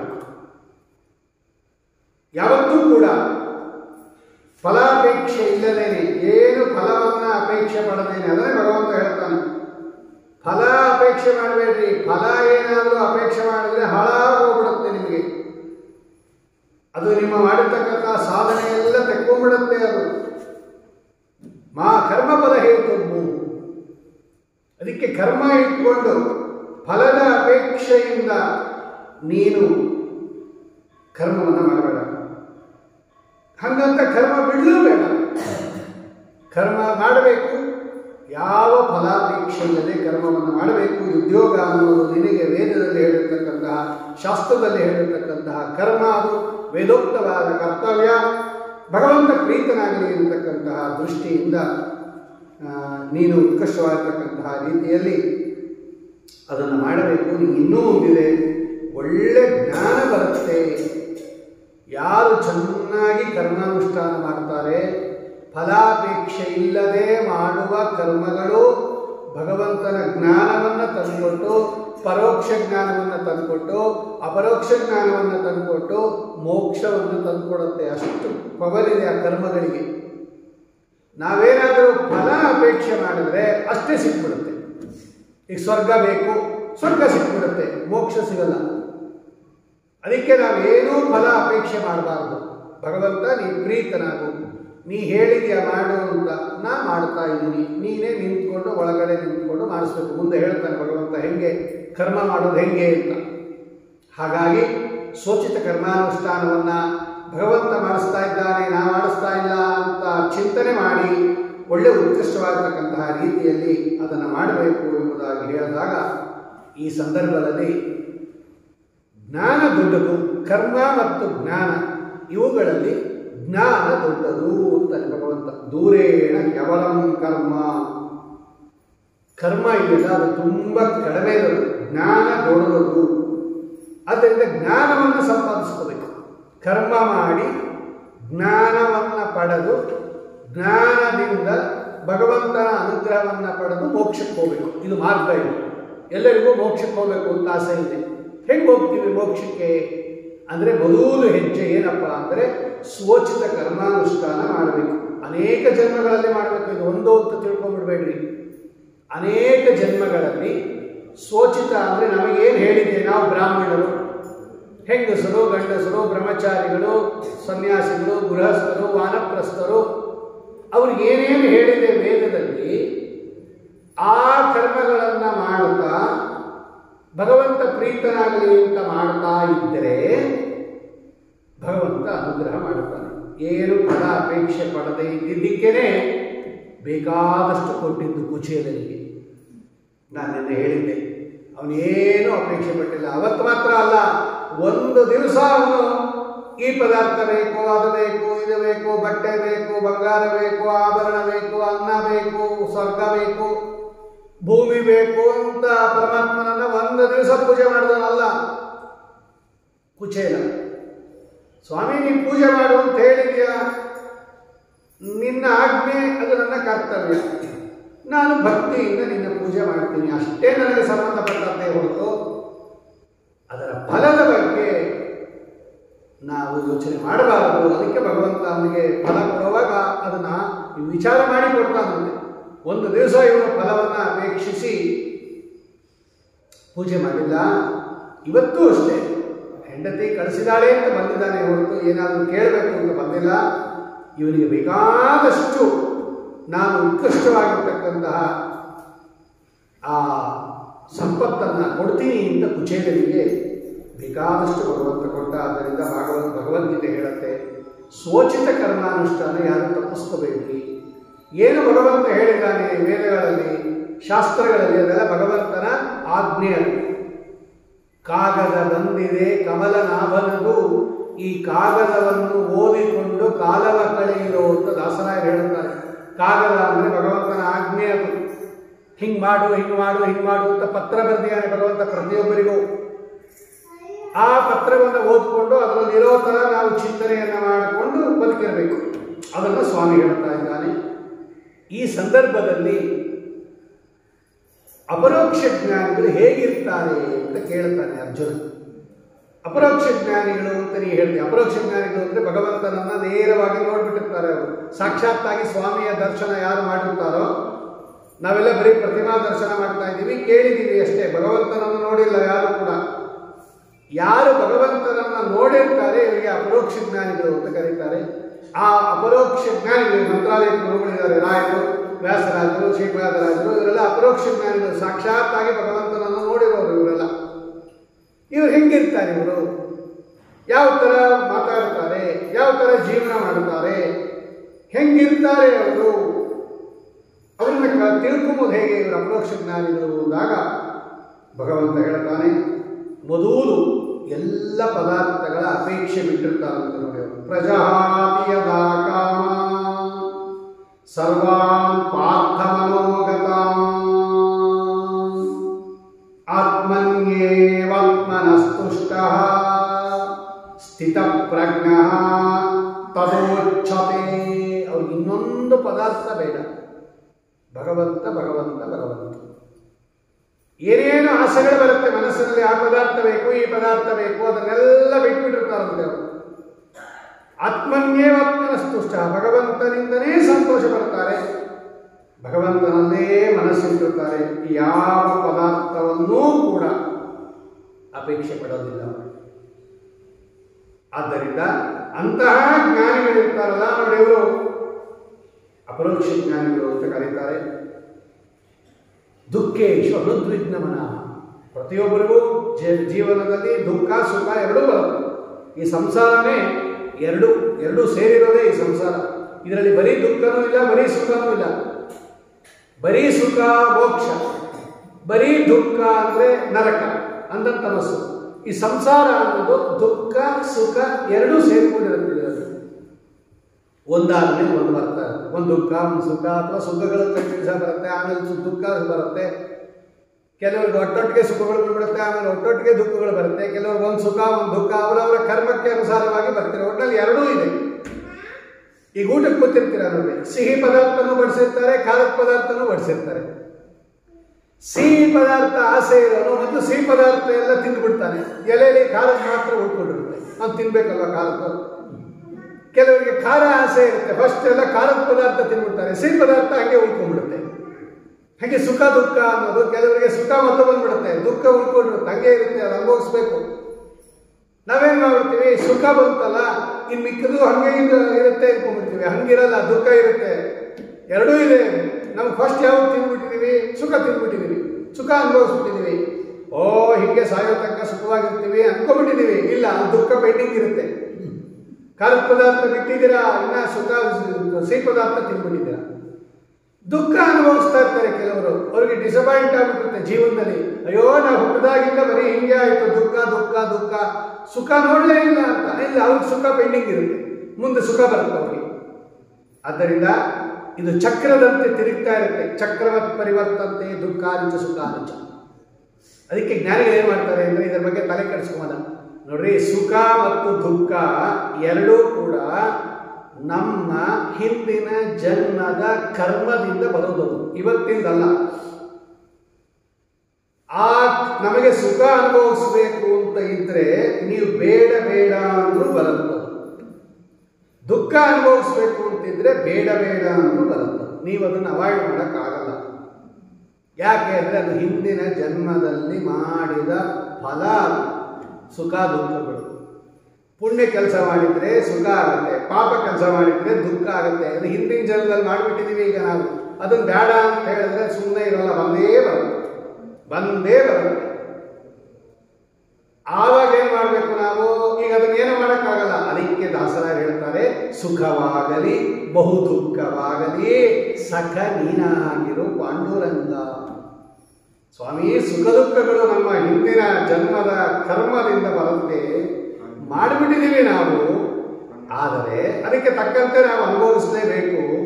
ಹಾಗೆ ಅನುಭವಿಸುವಾಗ ಸುಖ ಆಗಲಿ ದುಃಖ ಆಗಲಿ ನಿನ್ನ ಸ್ಮರಣೆ ಇರಲಿ, ನೀನು ಸ್ವಾಮಿ ಅಂತಕ್ಕಂತಹ ಜ್ಞಾನ ನಮಗೆ ಇರಲಿ, ನೀನು ಅನಿಮಿತ್ತ ಬಂಧು ಅಂತಕ್ಕಂತಹ ಜ್ಞಾನ ಇರಲಿ ಅಂತ ದಾಸರಾಯರು ಕೇಳ್ತಾರೆ. ಅದಕ್ಕೆ ದುಃಖೇಶು ಅನುದ್ವಿಗ್ನ ಮನಃ. ಸ್ವಾಮಿ ಹೇಳ್ತಾನೆ, ದುಃಖ ಬಂದಾಗ ತುಂಬ ಕುಗ್ಗೋಗಬಾರ್ದಂತೆ. ಅಯ್ಯೋ ಇನ್ನೇನು ನಮ್ಮ ಕತೆ ಹಾಗೇ ಹೋಯ್ತು, ಜೀವನ ಪೂರ್ತಿ ಹೀಗಿದೆ, ಕುಗ್ಗಬಾರ್ದಂತೆ. ಭಗವಂತನ ಚಿಂತನೆ ಮಾಡೋಕ್ಕೆ ಬಂದಿರೋದಿದು. ಹೌದು, ನಾವು ಹಿಂದಿನ ಜನ್ಮದಲ್ಲಿ ಕರ್ಮ ಮಾಡುವಾಗ ಏನು ಮಾಡೋದು, ದುಃಖ ಬಂದಿದೆ, ಇರಲಿ ಒಂದು ಕಡೆ ಅನುಭವಿಸೋಣ. ಅದರ ಮಧ್ಯದಲ್ಲಿ ಭಗವಂತನ ಚಿಂತನೆಯನ್ನು ಮಾತ್ರ ಯಾವತ್ತೂ ಬಿಡಬಾರದು. ಸುಖ ಬಂದಾಗ ಹೀಗಬಾರದು. ನೋಡಿದ್ರ, ನಮ್ಗೆ ಎಷ್ಟು ಸುಖವಾಗಿದ್ದೀವಿ, ಬೇರೆಯವರೆಲ್ಲ ಎಷ್ಟು ಕಷ್ಟಪಡ್ತಾರೆ, ನಾವೆಷ್ಟು ಸುಖವಾಗಿದ್ದೀವಿ ಅಂತ ಹಿಗ್ಗಬೇಡಿ. ಮುಂದೆ ದುಃಖ ಇದೆ. ದುಃಖ ಬಂದಾಗ ಕೂಗಬೇಡ್ರಿ, ಮುಂದೆ ಸುಖ ಇದೆ. ಹಾಗಾಗಿ ಹಗಲು ರಾತ್ರಿ ಇದ್ದೀವಿ. ರಾತ್ರಿ ಆಗೋಯ್ತು ಅಂತ ದುಃಖ ಪಡಬೇಕಾಗಿಲ್ಲ, ನಾಳೆ ಬೆಳಗ್ಗೆ ಆಗುತ್ತೆ. ತಿರ್ಗಾ ಬೆಳಗ್ಗೆ ಆಗೋಯ್ತು ಅಂತ ಸಂತೋಷ ಪಡಬೇಕಾಗಿಲ್ಲ, ತಿರ್ಗಾ ರಾತ್ರಿ ಆಗುತ್ತೆ. ಹಾಗೆ ರಾತ್ರಿ ಬೆಳಗ್ಗೆ ಹೇಗೆ ತಿರುಗುತ್ತಾ ಇರುತ್ತೋ ಹಾಗೆ ಸುಖ ದುಃಖಗಳು ತಿರುಗ್ತಾ ಇರುತ್ತೆ. ಅರ್ಜುನ, ವೀತರಾಗ ಭಯ ಕ್ರೋಧ. ಭಯ ಇರಬಾರದು, ಆಸೆ ಇರಬಾರದು, ಕೋಪ ಇರಬಾರದು. ಸ್ಥಿತಲೀ ಮುನಿರುಚ್ಚ. ಇವರಿಗೆ ಅಪರೋಕ್ಷ ಜ್ಞಾನಿಗಳು ಅಂತ ಕರೀತಾರೆ. ರಾಘವೇಂದ್ರ ಸ್ವಾಮಿಗಳಿಗೆ ಪೂರ್ವಾಶ್ರಮದಲ್ಲಿ ಎಷ್ಟು ಬಡತನ ಇತ್ತು ನೋಡ್ರಿ. ಒಂದು ದಿವಸ ಈ ಭಗವದ್ಗೀತೆಯಲ್ಲಿ ಏನೇನು ಹೇಳಿದೆ ಇದೆಲ್ಲ ಅವರು ಜ್ಞಾನಿಗಳ ಜೀವನ ಚರಿತ್ರೆಯಲ್ಲಿ ನಾವು ನೋಡ್ಬೋದು. ವಿಜಯದಾಸರು ಎಷ್ಟು ಬಡತನ ಅನುಭವಿಸೋರು ಪೂರ್ವಾಶ್ರಮದಲ್ಲಿ. ವಿಜಯದಾಸರಾಗಕ್ಕಿಂತ ಮುಂಚೆ ಕಡು ಬಡತನ ವಿಜಯದಾಸರಿಗೆ, ಗೋಪಾಲದಾಸರಿಗೆ ಕಡು ಬಡತನ. ಅವರೆಲ್ಲ ಬಡವರಾಗಿದ್ದವರು. ಆದರೆ ಒಂದು ದಿವಸ ಅವರು ಬಡತನದ ಬಗ್ಗೆ ತಲೆ ಕೆಡಿಸ್ಕೊಳ್ಳಿಲ್ಲ. ಅದನ್ನೇ ಭಗವಂತ ಹೇಳ್ತಾನೆ, ಸುಖೇ ದುಃಖೇ ಸಮೇ ಕೃತ್ವ ಲಾಭಾಲಾಭೋ ಜಯಾಜಯೋ. ಆದ್ದರಿಂದ ಸುಖ ದುಃಖ ಲಾಭ ಲಾಭ, ದಾಸರಾಯರು ಅದನ್ನೇ ಹೇಳಿದ್ದು. ಜಯ ಜಯ ಲಾಭ ಲಾಭ ಮನಪ ಮನ, ಭಯ ಭಯ ಸುಖ ದುಃಖ ಲೋಕ ಕಂಚನ, ಪ್ರಿಯ ಪ್ರಿಯ ನಿಂದ ಸ್ತೋತಿಗಳನ್ನು ಅನುದೀನ, ಶ್ರೀಯರಸ ಚಿಂತಿಸುವರು ನಿನ್ನ ದೀನ. ಸುಖ ಬಂತು ನೀ ಕೊಟ್ಟಿ, ದುಃಖ ಬಂತು ನೀ ಕೊಟ್ಟಿ, ಲಾಭ ಬಂತು ನಷ್ಟ ಆಯಿತು, ಮಾನ ಸನ್ಮಾನ ಮಾಡ್ತಾರೆ ಅಥವಾ ಬೈತಾರೆ, ನಿಂದನೆ ಮಾಡ್ತಾರೆ, ಎಲ್ಲ ನೀ ಕೊಟ್ಟಿದ್ದು, ನನ್ನ ಕರ್ಮವನ್ನು ಅನುಸರಿಸಿ ನೀ ಕೊಡ್ತಾ ಇರೋದು, ಅದೆಲ್ಲ ನಿನ್ನ ಅಧೀನ ಭಗವಂತ ಅಂತ ಹೇಳಿ ಯಾವ ಅವಸ್ಥೆಯಲ್ಲಿ ಇದ್ದರೂ ಕೂಡ ಮನಸ್ಸನ್ನು ಭಗವಂತನಿಂದ ತೆಗೆಯಬಾರದು. ಅಪರೋಕ್ಷ ಜ್ಞಾನಿಗಳು ಹೀಗಿರ್ತಾರೆ. ಆದ್ದರಿಂದ ಅರ್ಜುನ, ಉತ್ಕೃಷ್ಟವಾಗಿರ್ತಕ್ಕಂತಹ ಏಷ ಬ್ರಾಹ್ಮೀ ಸ್ಥಿತಿ ಪಾರ್ಥ, ನಾವು ಹಾಗೇ ಇರಬೇಕು ಅಂತ ಹೇಳ್ತಾ ಭಗವಂತ ಮೊದಲು ಚೆನ್ನಾಗಿ ಕರ್ಮಾಚರಣೆ ಮಾಡಬೇಕು. ಆ ಕರ್ಮಾಚರಣೆ ಮಾಡುವಾಗ ಯಾವ ಫಲವನ್ನು ಅಪೇಕ್ಷೆ ಪಡಬಾರದು. ಈ ಕೆಲಸ ಮಾಡ್ತಾ ಇದ್ದೀನಿ, ಇದರಿಂದ ಏನು ಫಲ ಆಗಿ ಫಲ ಕೊಡೋದು ಕೇಳಬಾರ್ದಂತೆ ಭಗವಂತನನ್ನ. ನೀ ಹೇಳಿದ್ಯಾ ನಾ ಮಾಡ್ತಾ ಇದ್ದೀನಿ, ನೀನು ಪ್ರೀತನಾಗುವುದರಿಂದ ಅಂತ. ಇದಕ್ಕೆ ನಿಷ್ಕಾಮ ಕರ್ಮ ಅಂತ ಕರೀತಾರೆ. ಮುಂದಿನ ಅಧ್ಯಾಯದಲ್ಲಿ ಭಗವಂತ ಹೇಳ್ತಾನೆ. ಆಗ ಅರ್ಜುನ ಪ್ರಶ್ನೆ ಮಾಡ್ತಾನೆ, ಸ್ವಾಮಿ ಈಗ ನಿನ್ನ ಪ್ರಕಾರ ಕರ್ಮ ಕೆಳಗಡೆ ಇದೆ, ಅದಕ್ಕಿಂತ ಜಾಸ್ತಿ ಶ್ರೇಷ್ಠ ಜ್ಞಾನ ಅಂತ ಹೇಳ್ತೀನಿ. ಕರ್ಮ ಜ್ಞಾನಕ್ಕೆ ಹೋಲಿಸಿದಾಗ ಕರ್ಮ ಕಡಿಮೆ, ಜ್ಞಾನ ಶ್ರೇಷ್ಠ ಅಂತ ಇದುವರ ತನಕ ನೀ ಹೇಳಿದಿ. ಸ್ವಾಮಿ ಕೇಳ್ತಾನೆ, ಜಾಯಸಿ ಚೇತ್ ಕರ್ಮಣಸ್ತೆ. ಅರ್ಜುನ ಹೇಳ್ತಾನೆ, ನಿನ್ನ ಅಭಿಪ್ರಾಯದಲ್ಲಿ ಪರಮಾತ್ಮ ಕರ್ಮಕ್ಕಿಂತ ಜ್ಞಾನ ದೊಡ್ಡದು ಅಂತ ನೀನು ಹೇಳ್ತಾ ಇದ್ದೀಯ. ಕರ್ಮ ನೀಚ, ಜ್ಞಾನ ಶ್ರೇಷ್ಠ ಅಂತ ಹೇಳ್ತಾ ಇದೆಯಾ. ಆದರೆ ನೀನೇನು ಹೇಳ್ಬೇಕಾಯ್ತು ಅವಾಗ? ಜ್ಞಾನ ಜಾಸ್ತಿ ಆದಮೇಲೆ ನೀ ಜ್ಞಾನ ಸಂಪಾದಿಸ್ಕೊ ನಂಗೆ ಹೇಳ್ಬೇಕಾಗಿತ್ತು. ಈಗ ಜ್ಞಾನ ದೊಡ್ಡದು, ಕರ್ಮ ಕೆಟ್ಟದು, ಕೆಳಗಡೆ ಇರೋದು ನೀಚ ಅದು. ನಿನ್ನ ಪ್ರಕಾರ ಜ್ಞಾನ ದೊಡ್ಡದು ಅಂದರೆ, ಶ್ರೇಷ್ಠ ಅಂದರೆ ಜ್ಞಾನ ಸಂಪಾದಿಸ್ಕೊ ಅಂತ ನೀನು ನಂಗೆ ಹೇಳಬೇಕೇ ಹೊರತು ಯುದ್ಧ ಮಾಡುವಂತ ಹೇಳ್ತಾ ಇಲ್ಲ. ಯುದ್ಧ ಅನ್ನೋದು ಕರ್ಮ. ಅದು ಕರ್ಮ. ಎರಡು ಅಂಗಡಿ ಇರುತ್ತೆ, ಒಂದು ಅಂಗಡಿಯಲ್ಲಿ ಚೆನ್ನಾಗಿರಲ್ಲ ಪದಾರ್ಥ, ಇನ್ನೊಂದು ಅಂಗಡಿಯಲ್ಲಿ ಜಾಸ್ತಿ ಚೆನ್ನಾಗಿರುತ್ತೆ ಪದಾರ್ಥ. ನೀವು ಆ ಅಂಗಡಿಗೆ ಹೋಗಕ್ಕೆ ಹೊರತು ಕೆಟ್ಟ ಪದಾರ್ಥ ಕೊಡೋ ಅಂಗಡಿಗೆ ಹೋಗಬಾರ್ದು. ನೀನು ಈ ಕಡೆ ಕಳಿಸ್ತಾ ಇದೆಯಾ ನನ್ನನ್ನು, ಆ ಅಂಗಡಿ ಹೊಗಳ್ತಾ ಇದೆಯಾ, ಆದರೆ ಈ ಅಂಗಡಿ ಕಳಿಸ್ತಾ ಇದೆಯಾ? ಜ್ಞಾನವನ್ನು ಹೊಗಳ್ತಾ ಇದೆಯಾ, ಕರ್ಮವನ್ನು ಮಾಡುವಂತ ಇದೆಯಾ? ಯುದ್ಧ ಅನ್ನೋದು ಕರ್ಮ. ಯುದ್ಧ ಮಾಡುವಂತ ಇದೆಯಾ? ಓದು, ವೇದ ಓದು, ಪುರಾಣ ಓದು, ಶಾಸ್ತ್ರ ಓದು, ಪಾಠ ಹೇಳು ಅಂತ ಹೇಳ್ಬೇಕಾಯ್ತು ನೀನು ನನಗೆ. ಒಂದು ಕರ್ಮ ಮಾಡಬೇಕು ಅಂತ ನಿನ್ನ ಅಭಿಪ್ರಾಯ ಇದ್ರೆ ಯಾರಿಗೂ ತೊಂದರೆ ಆಗದೆ ಇರ್ತಕ್ಕಂತಹ ಕರ್ಮ ಮಾಡ್ಬೋದಲ್ವಾ? ಈಗ ಸಂಧ್ಯಾ ವಂದನೆ ಮಾಡ್ತೀವಿ, ಯಾರಿಗೂ ತೊಂದರೆ ಆಗಲ್ಲ. ದಾನ ಕೊಡ್ತೀವಿ, ಯಾರಿಗೂ ತೊಂದರೆ ಆಗಲ್ಲ. ತೀರ್ಥಕ್ಷೇತ್ರಕ್ಕೆ ಹೋಗ್ತೀವಿ, ಯಾರಿಗೂ ತೊಂದರೆ ಆಗಲ್ಲ. ಇನ್ನೊಬ್ಬರಿಗೆ ತೊಂದರೆ ಆಗದೇ ಇರುವಂತಹ ಕರ್ಮಗಳು ಬೇಕಾದಷ್ಟಿದೆ, ಅದು ಹೇಳಬೇಕು. ಈಗ ತಲೆ ಕತ್ತರಿಸೋ ಯುದ್ಧ ಯಾಕೆ ಹೇಳ್ತಾ ಇದೆಯಾ? ಘೋರ ಕರ್ಮ ಯಾಕೆ ನನ್ನ ಕೈಲಿ ಮಾಡಿಸ್ತಾ ಇದೆಯಾ? ಇನ್ನೊಬ್ಬರಿಗೆ ಬಾಣ ತಗೊಂಡು ಹೊಡೆಯೋದು, ಇನ್ನೊಬ್ಬರಿಗೆ ಖಡ್ಗ ತಗೊಂಡು ಹೊಡೆಯೋದು, ಅವ್ರ ತಲೆ ಕತ್ತರಿಸೋದು, ಇಷ್ಟೊಂದು ಕೆಟ್ಟ ಕ್ರೂರ ಕರ್ಮಗಳಲ್ಲಿ ಯಾಕೆ ನನ್ನನ್ನು ಪ್ರೇರಣೆ ಮಾಡ್ತಾ ಇದೆಯಾ? ತಕ್ಕಿಂ ಕರ್ಮಣಿ ಘೋರೇಮಾ ನಿಯೋಜಯಸಿ ಕೇಶವ. ಯಾಕೆ ಈ ಘೋರ ಕರ್ಮದಲ್ಲಿ ಯುದ್ಧ ಮಾಡುವಂತ ಯಾಕೆ ಹೇಳ್ತಾ ಇದೆಯಾ ನನ್ನನ್ನು? ಬೇರೆ ಯಾರಿಗೂ ತೊಂದರೆ ಆಗದೆ ಇರುವಂತಹ ಕರ್ಮ ಮಾಡು ಅಂತ ಹೇಳು, ಅದನ್ನು ಮಾಡ್ತೀನಿ. ಕರ್ಮನೂ ಬೇಕು ಅಂತ ನೀನೇನಾದರೂ ಹೇಳಿದ್ರೆ ಮಾಡಬೇಕು ಅಂದಾಗ ಆಗ ಭಗವಂತ ಹೇಳ್ತಾನೆ, ಹೌದಪ್ಪ ನೀ ಹೇಳಿದ್ದು ಸರಿ. ಆದರೆ ಈ ಲೋಕದಲ್ಲಿ ಭಗವಂತ ಹೇಳ್ತಾನೆ, ನೀನು ಅರ್ಜುನನ ಅಭಿಪ್ರಾಯ ಹೀಗೆ, ಹೊಗಳೋದು ಒಂದು, ಮಾಡು ಅಂತ ಹೇಳೋದು ಇನ್ನೊಂದು. ಇದನ್ನು ಹೊಗಳ್ತಾ ಇದೆಯಾ, ಇದನ್ನು ಮಾಡು ಅಂತ ಇದೆಯಾ? ಯಾವುದನ್ನು ಹೊಗಳಕ್ಕೆ ಅದನ್ನು ಮಾಡು ಅಂತ ಹೇಳಬೇಕು. ಜ್ಞಾನವನ್ನು ಹೊಗಳ್ತಾ ಇದೆಯಾ, ಕರ್ಮ ಮಾಡು ಅಂತ ಹೇಳ್ತಾ ಇದೆಯಾ? ಇದ್ಯಾಕೆ ಹೀಗೆ ಮಾಡ್ತಾ ಇದೆಯಾ? ಅದು ಈ ಘೋರ ಕರ್ಮದಲ್ಲಿ ಯಾಕೆ ನನ್ನನ್ನು ನಿಯೋಜನೆ ಮಾಡ್ತಾ ಇದೆಯಾ ಅಂತ ಅರ್ಜುನನ ಪ್ರಶ್ನೆ. ಅದಕ್ಕೆ ಭಗವಂತ ಹೇಳ್ತಾನೆ, ನೋಡು, ಎರಡು ಕಾರಣ. ನಿಜ, ಜ್ಞಾನ ಶ್ರೇಷ್ಠ, ಕರ್ಮ ಅದಕ್ಕಿಂತ ಕಡಿಮೆ. ಅದು ನಾನು ನಿಮಗೆ ಕರ್ಮ ಮಾಡುವಂತ ಯಾಕೆ ಹೇಳ್ತಾ ಇದ್ದೀನಿ ಅಂದರೆ, ಈ ಅಧಿಕಾರಿಗಳು ಅಂತ ಇರ್ತಾರೆ, ಇದನ್ನು ಮಾಡೋರು ಒಂದು ಸೆಟ್ಟು, ಇದನ್ನು ಮಾಡೋರು ಒಂದು ಸೆಟ್ಟು. ಲೋಕದಲ್ಲಿ ಎರಡು ಥರ ಇರ್ತಾರೆ ಜನ. ಜ್ಞಾನ ಪಡೆದು ಸಾಕ್ಷಾತ್ತಾಗಿ ನೇರವಾಗಿ ಜ್ಞಾನ ಪಡೆದು ಮೋಕ್ಷವನ್ನು ಹೊಂದೋರು ಕೆಲವರು, ಕರ್ಮ ಮಾಡಿ ಜ್ಞಾನ ಹೊಂದಿ ಮೋಕ್ಷ ಹೋಗೋರು ಕೆಲವರು. ಇವರಿಗೆಲ್ಲ ಈ ಉತ್ಕೃಷ್ಟವಾಗಿರ್ತಕ್ಕಂತಹ ರೀತಿಯಲ್ಲಿ ಕರ್ಮಯೋಗಿಗಳು, ಜ್ಞಾನ ಯೋಗಿಗಳು ಅಂತ ಕರೀತಾರೆ. ಈಗ ಸನಕ ಸನಂದನ, ಸನತ್ ಕುಮಾರ, ಸನತ್ ಸುಜಾತ ಇದ್ದಾರೆ, ಬ್ರಹ್ಮದೇವರ ಮಾನಸ ಪುತ್ರರು. ಇವರೆಲ್ಲ ನೇರವಾಗಿ ಕಡಿಮೆ ಕರ್ಮ ಮಾಡಿ ಜಾಸ್ತಿ ಜ್ಞಾನವನ್ನು ಸಂಪಾದಿಸಿ ಮೋಕ್ಷಕ್ಕೆ ಹೋಗೋರು. ಈ ದೊಡ್ಡ ದೊಡ್ಡ ರಾಜರುಗಳಿದ್ದಾರೆ, ಧ್ರುವ, ಪ್ರಿಯವ್ರತ, ಉತ್ತಾನಪಾದ, ಪೃಥು ಚಕ್ರವರ್ತಿ. ಇವರೆಲ್ಲ ಕರ್ಮ ಮಾಡಿ, ರಾಜ್ಯಭಾರ ಮಾಡಿ, ಜ್ಞಾನ ಸಂಪಾದಿಸಿಕೊಂಡು ಮೋಕ್ಷಕ್ಕೆ ಹೋಗೋರು ಇವರು. ಲೋಕೆ ಎರಡು ರೀತಿ ಇದೆ. ನೀನು ಕರ್ಮಯೋಗಿ, ನೀನು ಭಗವಂತ ಹೇಳ್ತಾನೆ, ನೀನು ಸನಕಾದಿಗಳಂತೆ ಕರ್ಮ ಬಿಟ್ಟು ಋಷಿಗಳಂತೆ ತಪಸ್ಸು ಮಾಡಿ ಧ್ಯಾನ ಮಾಡಿ ಮೋಕ್ಷಕ್ಕೆ ಹೋಗೋ ಯೋಗ್ಯತೆ ಇಲ್ಲ ನಿನಗೆ, ಆ ಅಧಿಕಾರ ಇಲ್ಲ. ನೀನು ಕರ್ಮಾಚರಣೆ ಮಾಡಬೇಕು, ಜ್ಞಾನ ಸಂಪಾದಿಸಿಕೊಂಡು ಮೋಕ್ಷಕ್ಕೆ ಹೋಗಬೇಕು. ಆದ್ದರಿಂದ ನೀನು ಎಂತಹ ಅಧಿಕಾರಿ ಅನ್ನೋದು ಇಟ್ಕೊಂಡು ನಿಮಗೆ ಕರ್ಮ ಮಾಡು ಅಂತ ನಾನು ಹೇಳ್ತಾ ಇದ್ದೀನಿ. ಹಾಗಾಗಿ ನೋಡ್ರಿ, ಇವಾಗ ಕೆಲವರು ಅನ್ನ ಜಾಸ್ತಿ ತಿನ್ಬಿಡ್ತಾರೆ, ಭಕ್ಷ್ಯ ಕಡಿಮೆ ತಿಂತಾರೆ. ಕೆಲವರು ಭಕ್ಷ್ಯ ಜಾಸ್ತಿ ತಿಂತಾರೆ, ಅನ್ನ ಕಡಿಮೆ ತಿಂತಾರೆ. ಈಗ ಅನ್ನ ಇಷ್ಟೇ ಇಷ್ಟು ಊಟ ಮಾಡ್ತಾರೆ, ಶುಗರ್ ಇರೋರು ಅನ್ನ ಇಷ್ಟೇ ಇಷ್ಟು ತಿಂತಾರೆ, ಚಪಾತಿ ಜಾಸ್ತಿ ತಿಂತಾರೆ. ಬೇರೆಯವರು ಅನ್ನ ಜಾಸ್ತಿ ತಿಂತಾರೆ, ಚಪಾತಿ ಒಂದೋ ಎರಡೋ ತಿಂತಾರೆ. ಯಾಕೆ? ಅವರವರ ದೇಹದ ಸ್ವಭಾವ ಹೆಂಗಿದೆ, ಅವರ ರೋಗ ಹೆಂಗಿದೆ ಅನ್ನೋದ್ರ ಮೇಲೆ ಆಹಾರ ವ್ಯವಸ್ಥೆ ಬದಲಾವಣೆ ಆಗುತ್ತಲ್ವ. ಹಾಗೆ ಆ ಜೀವ ಎಂಥವನು ಅನ್ನೋದ್ರ ಮೇಲೆ ಅವನು ಕರ್ಮ ಮಾಡಿ ಜ್ಞಾನ ಸಂಪಾದಿಸಿ ಮೋಕ್ಷಕ್ಕೆ ಹೋಗಬೇಕು ಅಥವಾ ಜ್ಞಾನ ಹೊಂದಿ ಮೋಕ್ಷಕ್ಕೆ ಹೋಗಬೇಕು ಅಂತ ವ್ಯತ್ಯಾಸ ಇದೆ. ನೀನು ಕರ್ಮಯೋಗಿ, ನೀನು ಕರ್ಮ ಮಾಡಿ ಜ್ಞಾನ ಸಂಪಾದಿಸಿ ಮೋಕ್ಷಕ್ಕೆ ಹೋಗಬೇಕು. ಅದಕ್ಕೆ ನಾನು ನಿಮಗೆ ಕರ್ಮ ಮಾಡು ಅಂತ ಹೇಳ್ತಾ ಇರೋದು. ಇಬ್ಬರಿಗೂ ಜ್ಞಾನ ಬೇಕು, ಜ್ಞಾನ ಇಲ್ಲದೆ ಮೋಕ್ಷ ಆಗಲ್ಲ. ಇವರು ತುಂಬ ಕರ್ಮ ಕಡಿಮೆ ಮಾಡಿ ಜ್ಞಾನ ಜಾಸ್ತಿ ಮಾಡಿಕೊಡುತ್ತಾರೆ ಜ್ಞಾನಯೋಗಿಗಳು. ಇವರು ಕರ್ಮ ಜಾಸ್ತಿ ಮಾಡಿ ಜ್ಞಾನ ಸಂಪಾದಿಸಿ ಮೋಕ್ಷಕ್ಕೆ ಹೋಗ್ತಾರೆ. ನೀನು ಅಂಥವನು, ಆ ಗುಂಪಿಗೆ ಸೇರಿದವರು ನೀನು. ಅದಕ್ಕೆ ನೀನು ಕರ್ಮ ಮಾಡು ಅಂತ ಹೇಳ್ತಾ ಇರೋದು.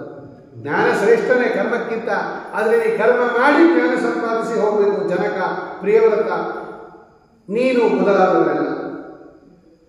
ಆಯಿತು, ಕರ್ಮ ಮಾಡೇ ಮಾಡ್ತೀನಿ, ಆದರೆ ಯಾರಿಗೂ ತೊಂದರೆ ಆಗದೆ ಇರುವಂತಹ ಕರ್ಮಗಳು ಹೇಳಪ್ಪ, ಅಂಥದ್ದು ಮಾಡ್ತೀನಿ. ಯಾಕೆ ಯುದ್ಧ ಅನ್ನೋ ಕರ್ಮ ಯಾಕೆ ಹೇಳ್ತಾ ಇದ್ದೀನಿ? ಇನ್ನೊಬ್ರಿಗೆ ತೊಂದರೆ ಆಗಲ್ವಾ? ಅದು ನಾ ಬಾಣ ಬಿಟ್ಟರೆ ಅವ್ರಿಗೆ ನೋವಾಗಲ್ವಾ? ನಾ ತಲೆ ಕತ್ತರಿಸಿದ್ರೆ ಅವ್ರಿಗೆ ಪ್ರಾಣ ಹೋಗಲ್ವಾ? ಕೈಗೆಲ್ಲ ಮೈಗೆಲ್ಲ ಬಾಣ ಬಿಟ್ಟರೆ ಅವ್ರಿಗೆ ದುಃಖ ಆಗಲ್ವಾ? ರಕ್ತ ಬರಲ್ವಾ? ದುಃಖ ಆಗುತ್ತೆ ತಾನೆ. ಯಾಕಿಂತ ಇನ್ನೊಬ್ಬರಿಗೆ ದುಃಖವನ್ನು ಕೊಡುವ ಕರ್ಮ ಮಾಡು ಅಂತ ಯಾಕೆ ಹೇಳ್ತಾ ಇದೆಯಾ? ಯಾರಿಗೂ ಏನು ತೊಂದರೆ ಆಗದೆ ಇರುವಂತಹ ಕರ್ಮ ಮಾಡು ಅಂತ ಹೇಳು ಅಂದರೆ ಭಗವಂತ ಹೇಳ್ತಾನೆ, ಹಂಗೆ ಯಾರ್ಯಾರೋ ಏನೇನೋ ಕರ್ಮ ಮಾಡೋಕ್ಕಾಗಲ್ಲ, ಇದು ನಿನಗೆ ವಿಹಿತ ಕರ್ಮ ಅಂತ ಭಗವಂತ ಹೇಳ್ತಾನೆ. ನೋಡು, ಕರ್ಮ ಇದೆಯಲ್ಲ, ಅದು ಎಲ್ಲರೂ ಎಲ್ಲವನ್ನ ಮಾಡೋಕ್ಕಾಗಲ್ಲ. ಯಾರಿಗೆ ಯಾವ ಯಾವ ಕರ್ಮಗಳು ಮಾಡಬೇಕು, ನಿಯತಂ ಕುರು ಕರ್ಮತ್ವಂ ಕರ್ಮಜ್ಜಾಯೋಗ್ಯ ಕರ್ಮಣ, ನಿಯತ ಕರ್ಮ ಅಂತ ಇರುತ್ತೆ. ಅಂದರೆ ಇವರು ಇಂತಿಂಥದೇ ಕರ್ಮ ಮಾಡಬೇಕು ಅಂತ ಫಿಕ್ಸ್ ಆಗಿಬಿಟ್ಟಿದೆ. ಅದೇ ಮಾಡಬೇಕೇ ಹೊರತು ನಾವು ಹಂಗೆ ಚೇಂಜ್ ಮಾಡ್ಕೊಳಕ್ಕೆ ಬರಲ್ಲ. ನೀನು ಕ್ಷತ್ರಿಯ, ಕ್ಷತ್ರಿಯರಿಗೆ ಯುದ್ಧ ಮಾಡೋದು ವೇದದಲ್ಲಿ ಹೇಳಿರುವ ಕೆಲಸ. ನೀ ಅದನ್ನು ಬದಲಾವಣೆ ಮಾಡ್ಕೋಬೇಕಾದ್ರೆ ನೀನು ಅದನ್ನೇ ಮಾಡಬೇಕು. ನೀನು ನನ್ನ ಪ್ರೀತಿಯನ್ನು ಪಡೆಯಬೇಕಾದರೆ ನೀನು ಅದೇ ಕೆಲಸ ಮಾಡಬೇಕು. ಅದು ಯುದ್ಧ ಕ್ರೂರನೋ ಅದು ಬೇರೆ ವಿಷಯ, ನಾನು ನೋಡ್ಕೋತೀನಿ, ನೀ ಯಾಕೆ ತಲೆ ಕೆಡಿಸ್ಕೋತೀಯ? ಅದಕ್ಕೆ ಏನು ಫಲ ಆಗುತ್ತೆ, ನರಕ ಆಗುತ್ತೆ, ಅದನ್ನು ನಂಗೆ ಬಿಡೋದು ನಾನು ಮೊದಲೇ ಹೇಳ್ಬಿಟ್ಟಿದ್ದೀನಿ. ಫಲದ ಬಗ್ಗೆ ಯೋಚನೆ ಮಾಡಬೇಡ. ನಾನು ಹೇಳ್ತಾ ಇದ್ದೀನಿ ನಿಮಗೆ ಯುದ್ಧ ಮಾಡು ಅಂತ. ನಮಗೆ ಫಲವನ್ನು ಕೊಡುವ ಪರಮಾತ್ಮನೇ ಹೇಳ್ತಾ ಇದ್ದಾನೆ ನೀನು ಯುದ್ಧ ಮಾಡು ಅಂತ. ಯೋಚನೆ ಮಾಡಬೇಡ, ನಾನು ನೋಡ್ಕೋತೀನಿ ಮಿಕ್ಕಿದ್ದು. ಏಕಾದಶಿ ಮಾಡು ಅಂತ ಭಗವಂತನೇ ಹೇಳಿರೋದು ನಮಗೆ. ಏಕಾದಶಿ ಮಾಡಿದ್ರೆ ಸತ್ತೋದ್ರೆ ಏನು ಅಂತ ನಾವು ಅದ್ರ ಬಗ್ಗೆ ತಲೆ ಕೆಡಿಸ್ಕೋಬಾರ್ದು. ಸಾಯೋ ಅಂತ ಹೇಳ್ತಾನೆ ಭಗವಂತ. ಒಬ್ಬ ವ್ಯಕ್ತಿಯನ್ನು ಸಾಯಿಸೋ ಅಂತ ಕೆಲಸ ಮಾಡು ಅಂತ ಹೇಳ್ತಾನೆ, ನಾವೇ ಹೇಳಲ್ಲ. ಭಗವಂತ ಹೆಂಗೆ ಹೇಳ್ತಾನೆ? ಅದರ ಫಲದ ಬಗ್ಗೆ ಯೋಚನೆ ಮಾಡಬಾರ್ದು. ಭಗವಂತ ಹೇಳಿದಾನೆ ಏಕಾದಶಿ ಉಪವಾಸ ಮಾಡಬೇಕು. ಭಗವಂತ ಹೇಳಿದಾನೆ ಧನುರ್ಮಾಸ ಪೂಜೆ ಮಾಡಬೇಕು, ಅಷ್ಟೇ. ಚಳಿ ಆಗುತ್ತೆ, ನೋವಾಗುತ್ತೆ, ಜ್ವರ ಬರುತ್ತೆ, ಕೆಮ್ಮು ಬರುತ್ತೆ, ನೆಗಡಿ ಬರುತ್ತೆ, ನಾವು ಫಲದ ಬಗ್ಗೆ ಯೋಚನೆ ಮಾಡಬಾರ್ದು. ಭಗವಂತ ಹೇಳಿದಾನೆ, ಭಗವಂತ ಮಾಡಬೇಕು. ಅವನು ಮಾಡಿಸ್ತಾನೆ ನಿಂತು ನಮ್ಮೊಳಗೆ. ಈ ಜ್ಞಾನ ಇರಬೇಕೇ ಹೊರತು ಅದರ ಫಲದ ಬಗ್ಗೆ ತಲೆ ಕೆಡಿಸ್ಕೋಬೇಡ ಅಂತ. ಅದಕ್ಕೆ ಭಗವಂತ ಹೇಳಿದ್ದು ನಿಯತಂ ಕುರು ಕರ್ಮತ್ವಂ ಕರ್ಮಜ್ಜಾಯೋಶ್ಚ ಕರ್ಮಣ. ಅಷ್ಟೇ ಅಲ್ಲ, ಒಬ್ಬ ವ್ಯಕ್ತಿ ಬದುಕಿರಬೇಕಾದ್ರೆ ಕರ್ಮ ಮಾಡಲೇಬೇಕು. ಶರೀರ ಯಾತ್ರ, ಜೀವ ದೇಹದ ರಕ್ಷಣೆಗೂ ಮಾಡಲೇಬೇಕಲ್ವ. ಕೆಲಸ ಮಾಡಿದ್ರೆ ದೇಹ ರಕ್ಷಣೆ ಆಗೋದಿಲ್ವಲ್ಲ. ದೇಹ ರಕ್ಷಣೆ ಮಾಡೋಕ್ಕೋಸ್ಕರವಾದ ಕರ್ಮ ಮಾಡಬೇಕು. ಯೋಚನೆ ಮಾಡಬೇಡ. ಹಾಗಾಗಿ ಒಳ್ಳೆ ಉತ್ಕೃಷ್ಟವಾಗಿರ್ತಕ್ಕಂತಹ ರೀತಿಯಲ್ಲಿ ಭಗವಂತನ ಪ್ರೀತಿಕರವಾಗಿರ್ತಕ್ಕಂತಹ ವಿಷಯವನ್ನು ಮಾಡಬೇಕು. ಆಗ ಭಗವಂತ ಇಲ್ಲಿ ಊಟದ ಬಗ್ಗೆ ಒಂದು ಮಾತಾಡಿದ ನೋಡಿ, ಬಹಳ ತುಂಬ ಬೇಕಾಗಿರ್ತಕ್ಕಂಥದ್ದು. ಮೊನ್ನೆ ಧಾತ್ರಿಯ ಒಂದು ದಿವಸ ನಾನು ಹೇಳಿದೆ, ಎಲ್ಲರೂ ಕೂಡ ದೇವರ ನೈವೇದ್ಯ ಆಗಿರತಕ್ಕಂತಹ ಅನ್ನವನ್ನು ಸ್ವೀಕಾರ ಮಾಡಬೇಕು. ತುಂಬ ವಿಷಯ ಹೇಳ್ತಾನೆ ಕರ್ಮಯೋಗ ಅಂತ 3ನೇ ಅಧ್ಯಾಯ. ಕರ್ಮ ಹೇಗೆ ಮಾಡಬೇಕು, ಯಾವ ರೀತಿ ಮಾಡಬೇಕು, ಮಾಡೋ ರೀತಿ ಹೇಗೆ ಅಂತೆಲ್ಲ ತಿಳಿಸ್ತಾನೆ. ನೈವೇದ್ಯ ಆಗಿರ್ತಕ್ಕಂಥ ಅನ್ನದ ಬಗ್ಗೆ ಒಂದು ಮಾತಾಡ್ತಾನೆ ಭಗವಂತ.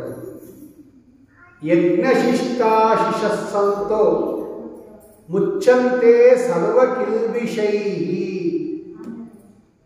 ಭುಂಜತೆ ತೇ ತ್ವಗಂ ಪಾಪಾಹ ಯೇ ಪಚಂತಿ ಆತ್ಮಕಾರಣ.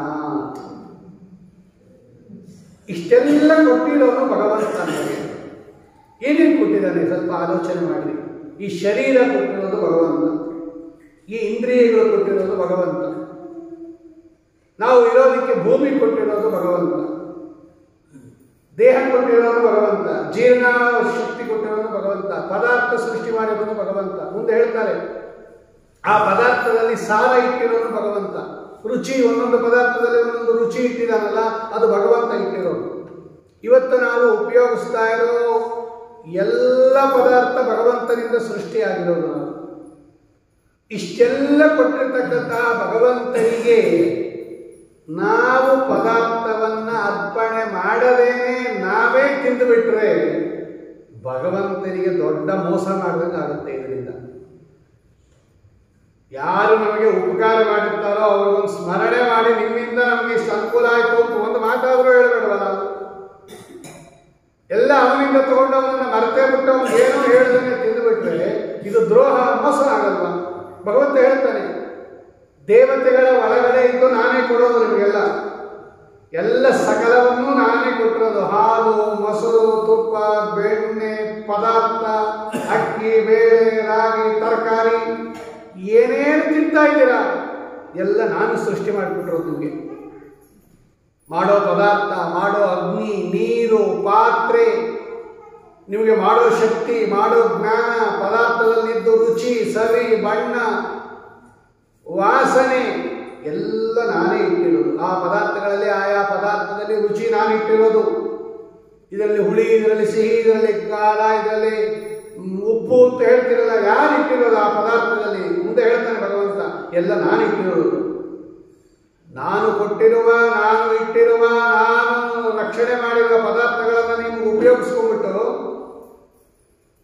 ನೀನು ಇಟ್ಟಿದ್ಯಾ ಸ್ವಾಮಿ, ನಿನ್ನ ಅಧೀನ ಈ ಪದಾರ್ಥ, ನಿನ್ನಿಂದ ಈ ಪದಾರ್ಥ ಇದೆ ಅಂತಲೂ ಚಿಂತನೆ ಮಾಡದೆ ನೀನೇ ಪ್ರೀತನಾಗುತ್ತ ಇಷ್ಟಾದರೂ ಹೇಳದೆ ನೀವು ತಿಂದು ಬಿಟ್ರೆ ನೀವು ಏನು ಮಾಡ್ತಾ ಇದ್ದೀರಾ? ನೀವೆಲ್ಲ ಭಗವಂತ ಹೇಳ್ತಾನೆ, ಯಾರು ದೇವರಿಗೆ ನಿವೇದಿತವಾಗಿರ್ತಕ್ಕಂಥ ಅನ್ನವನ್ನು ತಿಂತಾರಲ್ಲ ಅವರು ಅಮೃತ ತಿಂದಂಗಂತೆ. ಅದು ಯಜ್ಞಶಿಷ್ಟಾಶಿಷಸ್ಸಂತೋ ಮುಚ್ಚಂತೆ ಸರ್ವ ಕಿಲ್ಬಿಷೈಹಿ.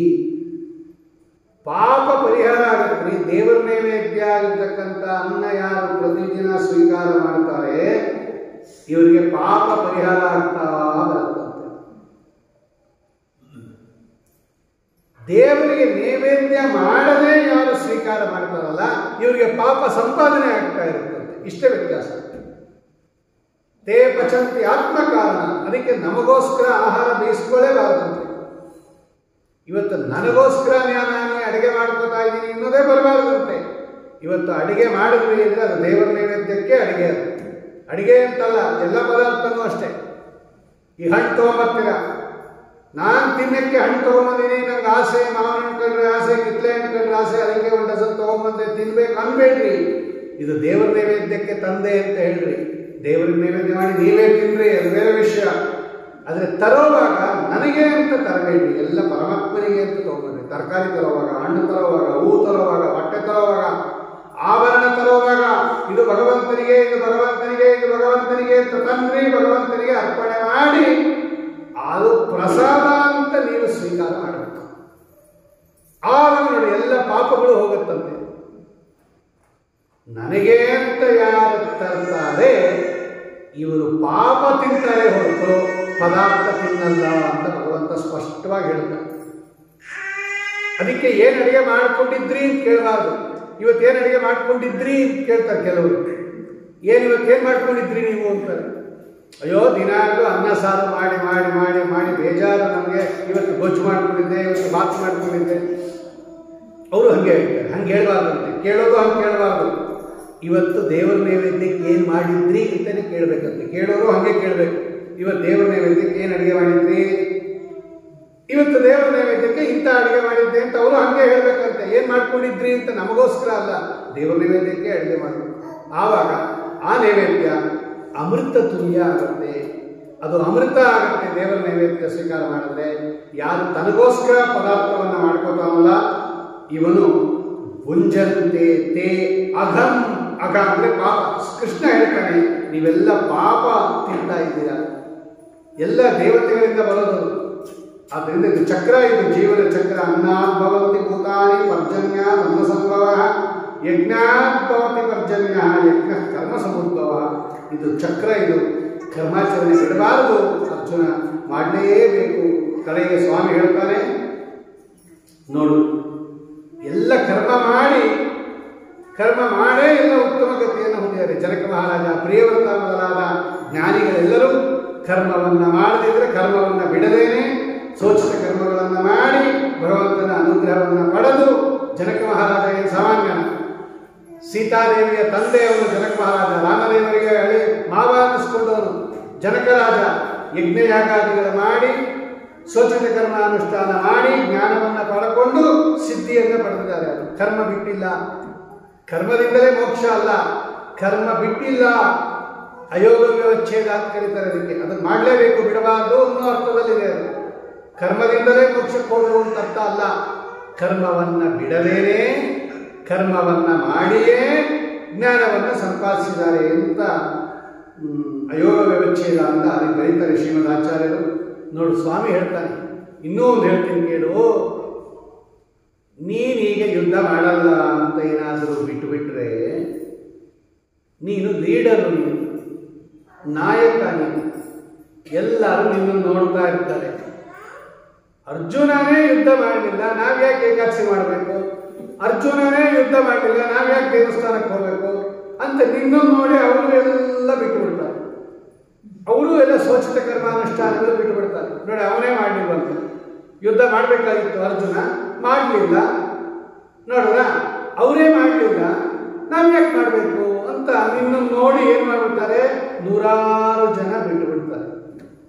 ಅದಕ್ಕೆ ಟಾಪ್ ಲೀಡರ್ ಇದಾರಲ್ಲ, ಇವ್ರು ಯಾವತ್ತೂ ತಪ್ಪು ಮಾಡಬಾರ್ದು. ಅವರನ್ನು 100 ಜನ ನೋಡಿರ್ತಾರೆ, ಅವ್ರು ಮಾಡಿದಂಗೆ ಇವರು ಮಾಡಿಬಿಡ್ತಾರೆ.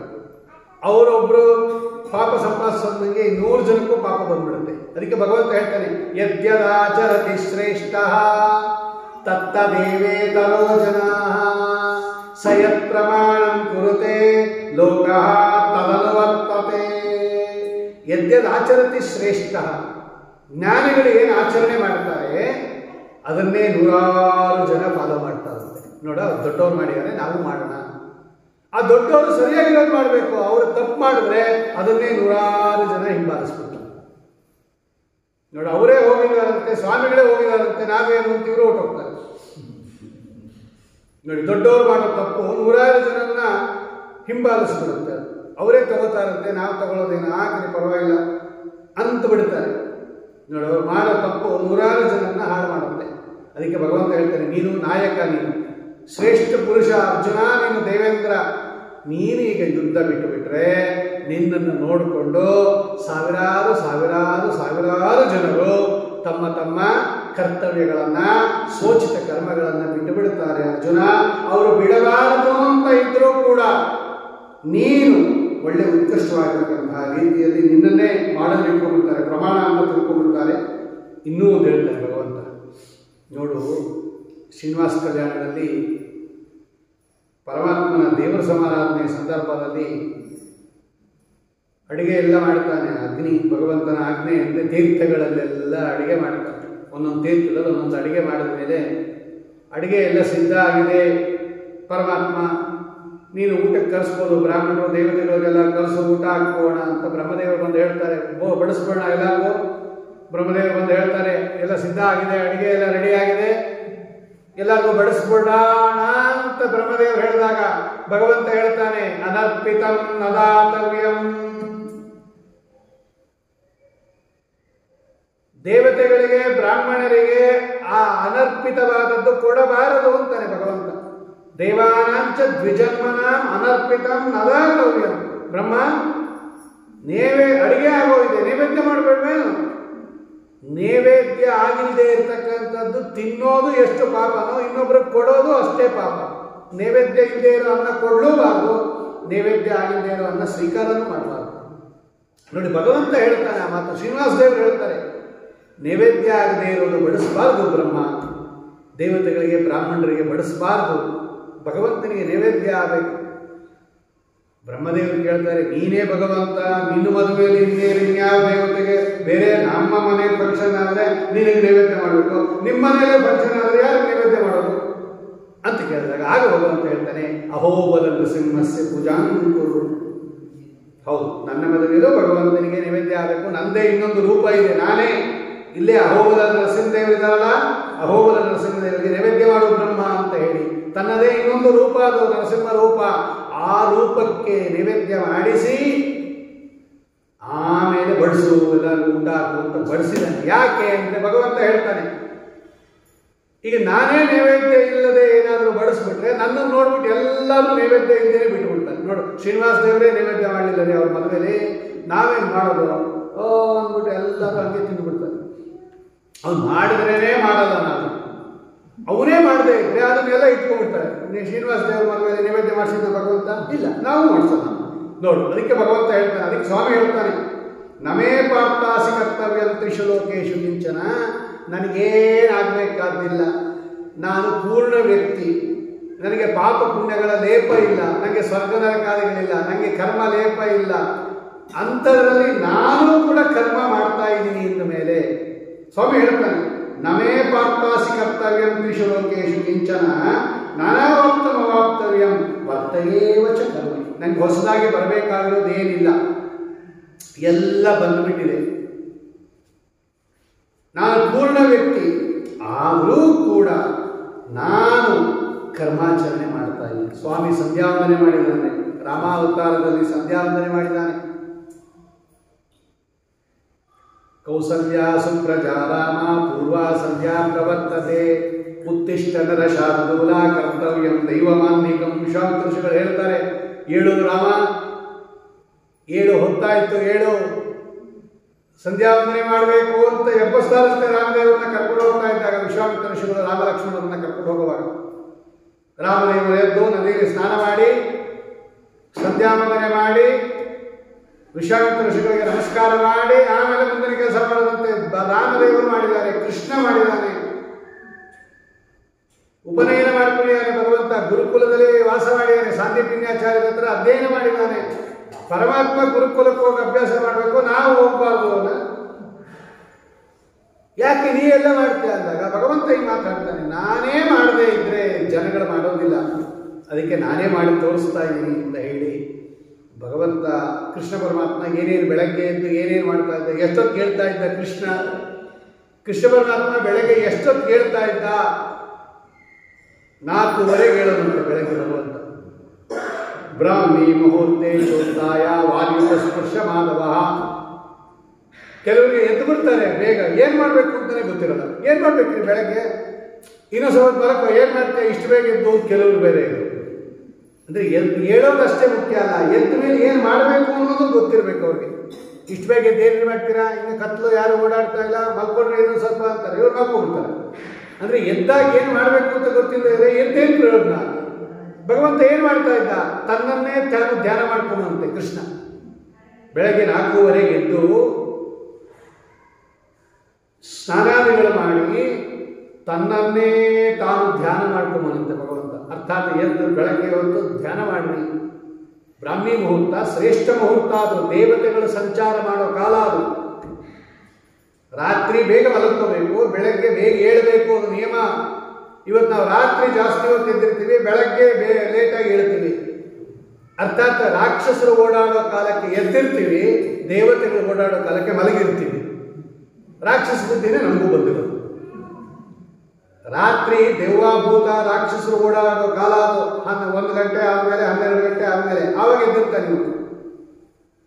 ಆ ರಾಕ್ಷಸರು ನಮ್ಮ ಬುದ್ಧಿನೇ ಬರಲಿ ನಿಮಗೆ ಅಂತ ಹೇಳ್ಬಿಟ್ಟು ಹೋಗ್ಬಿಡ್ತಾರೆ.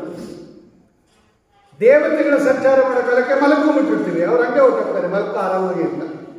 ನಾವು ರಾಕ್ಷಸರು ಸಂಚಾರ ಮಾಡೋಕ್ಕಾಗ ಮಲಗಿರಬೇಕು, ದೇವತೆಗಳು ಸಂಚಾರ ಮಾಡೋಕ್ಕೆಲ್ಲ ಗೆದ್ದಿರಬೇಕು, ಅವ್ರು ಆಶೀರ್ವಾದ ಮಾಡ್ತಾರಂತೆ, ನಿಮಗೆ ಹೀಗೆ ಜ್ಞಾನ ಬರಲಿ, ಭಕ್ತಿ ಬರಲಿ, ವೈರಾಗ್ಯ ಬರಲಿ. ಎಲ್ಲರೂ 4:30 ಎದ್ದು ಸ್ನಾನ ಆಗದೆ ಇದ್ರೆ ಶೌಚಾಲಯಗಳಾದರೂ ಮಾಡಿ ಮಖ ತೊಳ್ಕೊಂಡು ಮುತ್ತಿಗೆ ಧಾರಣೆ ಮಾಡಿ ಧ್ಯಾನ ಮಾಡ್ತಾ ಇರ್ಬೇಕು. ಆ ಕಾಲದಲ್ಲಿ ಏನು ಡಿಸ್ಟರ್ಬೆನ್ಸ್ ಇರಲ್ಲ ರೀ. ಎಂಥ ಒಳ್ಳೆ ಕಾಲ ಅದು ಬ್ರಾಹ್ಮಿ ಮುಹೂರ್ತ. ಒಳ್ಳೆ ಜ್ಞಾನ ಬಂದ್ಬಿಡುತ್ತೆ, ಒಳ್ಳೆ ಚಿಂತನೆ ಬರುತ್ತೆ. ಎಂಥ ದೇವತೆಗಳ ಕಾಲ ಅದು, ಸಂಚಾರ ಮಾಡೋ ಕಾಲ. ಸ್ವಾಮಿ ಹೇಳ್ತಾನೆ, ನಾನು ಆ ರೀತಿಯಾಗಿರ್ತಕ್ಕಂತಹ ಒಳ್ಳೆ ಉತ್ಕೃಷ್ಟವಾಗಿರ್ತಕ್ಕಂತಹ ರೀತಿಯಲ್ಲಿ ಮಾಡ್ತಾ ಇದ್ದೀನಿ ಅಂತ ಹೇಳಿ ಕಡೆಗೆ ಅರ್ಜುನ ಕೇಳ್ತಾರೆ, ಕರ್ಮಾಚರಣೆ ಹೆಂಗೆ ಮಾಡಬೇಕು ಹೇಳುವುದು ಕೃಷ್ಣ. ಈ 3ನೇ ಅಧ್ಯಾಯದ ಸಾರ ಅದು. ನಿನ್ನ ಕರ್ಮಾಚರಣೆ ಹೆಂಗೆ ಮಾಡಬೇಕು ಅಂದಾಗ ಭಗವಂತ ಹೇಳ್ತಾನೆ, ಈ 4 ಆಸ್ಪೆಕ್ಟ್ ಇರಬೇಕಂತೆ ಒಂದು ಕರ್ಮ ಮಾಡುವಾಗ. ಒಂದು ಕರ್ಮ ಅಂದರೆ ವೇದದಲ್ಲಿ ಹೇಳ್ತಕ್ಕಂಥ ಕರ್ತವ್ಯ, ಇದಕ್ಕೆ ಕರ್ಮ ಅಂತ ಕರೀತಾರೆ.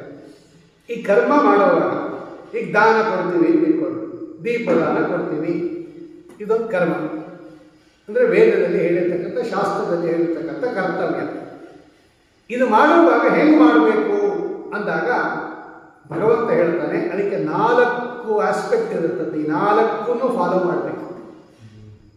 ಈಗ ಒಂದು ಕುರ್ಜಿ ನಿಂತ್ಕೋಬೇಕಾದ್ರೆ 4 ಕಾಲು ಇರಬೇಕು. ಅದಕ್ಕೆ ಒಂದು ಕಾಲು ಕುಟ್ಟಾದರೂ ಕೂಡ ಅದ್ರ ಮೇಲೆ ಕೂತ್ಕೊಳ್ಳೋಕ್ಕಾಗಲ್ಲ. 4 ಚೆನ್ನಾಗಿದ್ರೇ ಕೂತ್ಕೊಳ್ಳೋಕ್ಕಾಗಲ್ಲ. ಕುರ್ಜಿಗೆ, ಮಂಚಕ್ಕೆ 4 ಕಾಲು ಇರಬೇಕಲ್ವ. ಹಾಗೆ ಒಂದು ಕರ್ಮ ಚೆನ್ನಾಗಿ ನಿಂತ್ಕೋಬೇಕಾದ್ರೆ, ಭಗವಂತನ ಅನುಗ್ರಹಕ್ಕೆ ಪಾತ್ರವಾಗಬೇಕಾದ್ರೆ ಈ 4 ಕಾಲು ಇರಬೇಕಂತೆ. ಅದಕ್ಕೆ ಏನು? ಮೊದಲನೇದು, ಮಯಿ ಸರ್ವಾಣಿ ಕರ್ಮಾಣಿ ಸನ್ಯಸ್ಯ ಅಧ್ಯಾತ್ಮ ಚೇತಸ ನಿರಾಶಿ ನಿರ್ಮಮೋ ಯಾಮೂತ್ವ ಯುದ್ಧಸ್ವ ವಿಗತಜ್ವರ. ಇಷ್ಟು ಹೇಳಿದ್ದಾರೆ ಭಗವಂತ. ಇದು ಎಲ್ಲರಿಗೂ, ಎಲ್ಲ ಕರ್ಮ ಮಾಡುವಾಗಲೂ ಇಂಪಾರ್ಟೆಂಟ್ ಇದು. ಮೊದಲನೇದು, ಮಯಿ ಕರ್ಮಾಣಿ ಸನ್ಯಸ್ಯ, ಎಲ್ಲವನ್ನು ನನಗೆ ಅರ್ಪಣೆ ಮಾಡು. ಮೊದಲನೇದು ಭಗವಂತನಿಗೆ ಅರ್ಪಣೆ ಮಾಡಬೇಕದು. ಭಗವಂತನಿಗೆ ಅರ್ಪಿಸದೇ ಇರ್ತಕ್ಕಂಥದ್ದು ಇಲ್ಲವೇ ಇಲ್ಲ. ಎಲ್ಲವೂ ಉಂಡು ಉಳಿಸಿದ್ದೆಲ್ಲ ನಿನ್ನ ಯಜ್ಞ ಎಂಬೋರು. ಪ್ರತಿಯೊಂದನ್ನು ಭಗವಂತನಿಗೆ ಅರ್ಪಣೆ ಮಾಡಬೇಕು. ಈ ಅರ್ಪಣೆ ಒಂದು ಲೆಗ್ಗು. ಆಮೇಲೆ ಮಾಡೋ ಕಾಲಕ್ಕೆ ಭಗವಂತನ ಸ್ಮರಣೆ ಇರಬೇಕು. ನಮಗೆ ಎಲ್ಲೋ ನೋಡಿಕೊಂಡು ಯಾವುದೋ ಚಿಂತನೆ ಮಾಡ್ತಾ, ಮನಸ್ಸಿನಲ್ಲಿ ಏನೋ ಆಲೋಚನೆ ಮಾಡ್ತಾ ಈ ಕೆಲಸ ಮಾಡ್ತಾ ಇರಬಾರ್ದು. ಮಯಿ ಸರ್ವಾಣಿ ಕರ್ಮಾಣಿ ಸನ್ಯಸ್ಯ ಅಧ್ಯಾತ್ಮ ಚೇತಸ. ಅಧ್ಯಾತ್ಮ ಅಂತ ಭಗವಂತನಿಗೆ ಹೆಸರು. ಚೇತಸ, ನಮ್ಮ ಬುದ್ಧಿ ಭಗವಂತನಲ್ಲಿ ಇರಬೇಕು ಮಾಡೋ ಕಾಲಕ್ಕೆ. ಎರಡನೇದು, ನಿರಾಶಿ, ಏನು ಫಲಾಪೇಕ್ಷೆ ಪಡಬಾರದು. ಏನು ಫಲಾಪೇಕ್ಷೆ ಪಡಬಾರದು. ನಿರ್ಮಮ, ನಾ ಮಾಡ್ತಾ ಇದ್ದೀನಿ ಅಂತ ಇರಬಾರ್ದು. ನೋಡಿ, 4 ಇರಬೇಕಂತೆ. ಅಂದರೆ ಭಗವಂತ ಮಾಡಿಸ್ತಾ ಇದ್ದಾನೆ ಎನ್ನುವ ಬುದ್ಧಿ ಇರಬೇಕು ಮೊದಲನೇದು. ಮಾಡೋ ಕಾಲಕ್ಕೆ ಭಗವಂತನ ಸ್ಮರಣೆ ಇರಬೇಕು ಎರಡನೇದು. ಏನೂ ಫಲವನ್ನು ಅಪೇಕ್ಷೆ ಪಡಬಾರದು ಮೂರನೇದು. ನಾ ಮಾಡ್ತಾ ಇದ್ದೀನಿ ಅಂತ ಬರಬಾರದು ನಾಲ್ಕನೇದು. ಈ 4 ಇದ್ದರೆ ನೀವು ಮಾಡುವ ಪ್ರತಿಯೊಂದು ಕರ್ಮಕ್ಕೂ ಭಗವಂತ ವಿಶೇಷವಾಗಿರ್ತಕ್ಕಂತಹ ಫಲವನ್ನು ಕೊಟ್ಟು, ಜ್ಞಾನವನ್ನು ಕೊಟ್ಟು ಭಗವಂತ ವಿಶೇಷ ಅನುಗ್ರಹ ಮಾಡ್ತಾನೆ ಅಂತ ಹೇಳಿ ನಿಮ್ಮ ನಿಮ್ಮ ಕರ್ಮಾಚರಣೆ ಮಾಡಬೇಕು. ಬೇರೆದು ತಗೋಬಾರ್ದು ಅಂತಾನೆ ಭಗವಂತ ಈ ಸಂದರ್ಭದಲ್ಲಿ.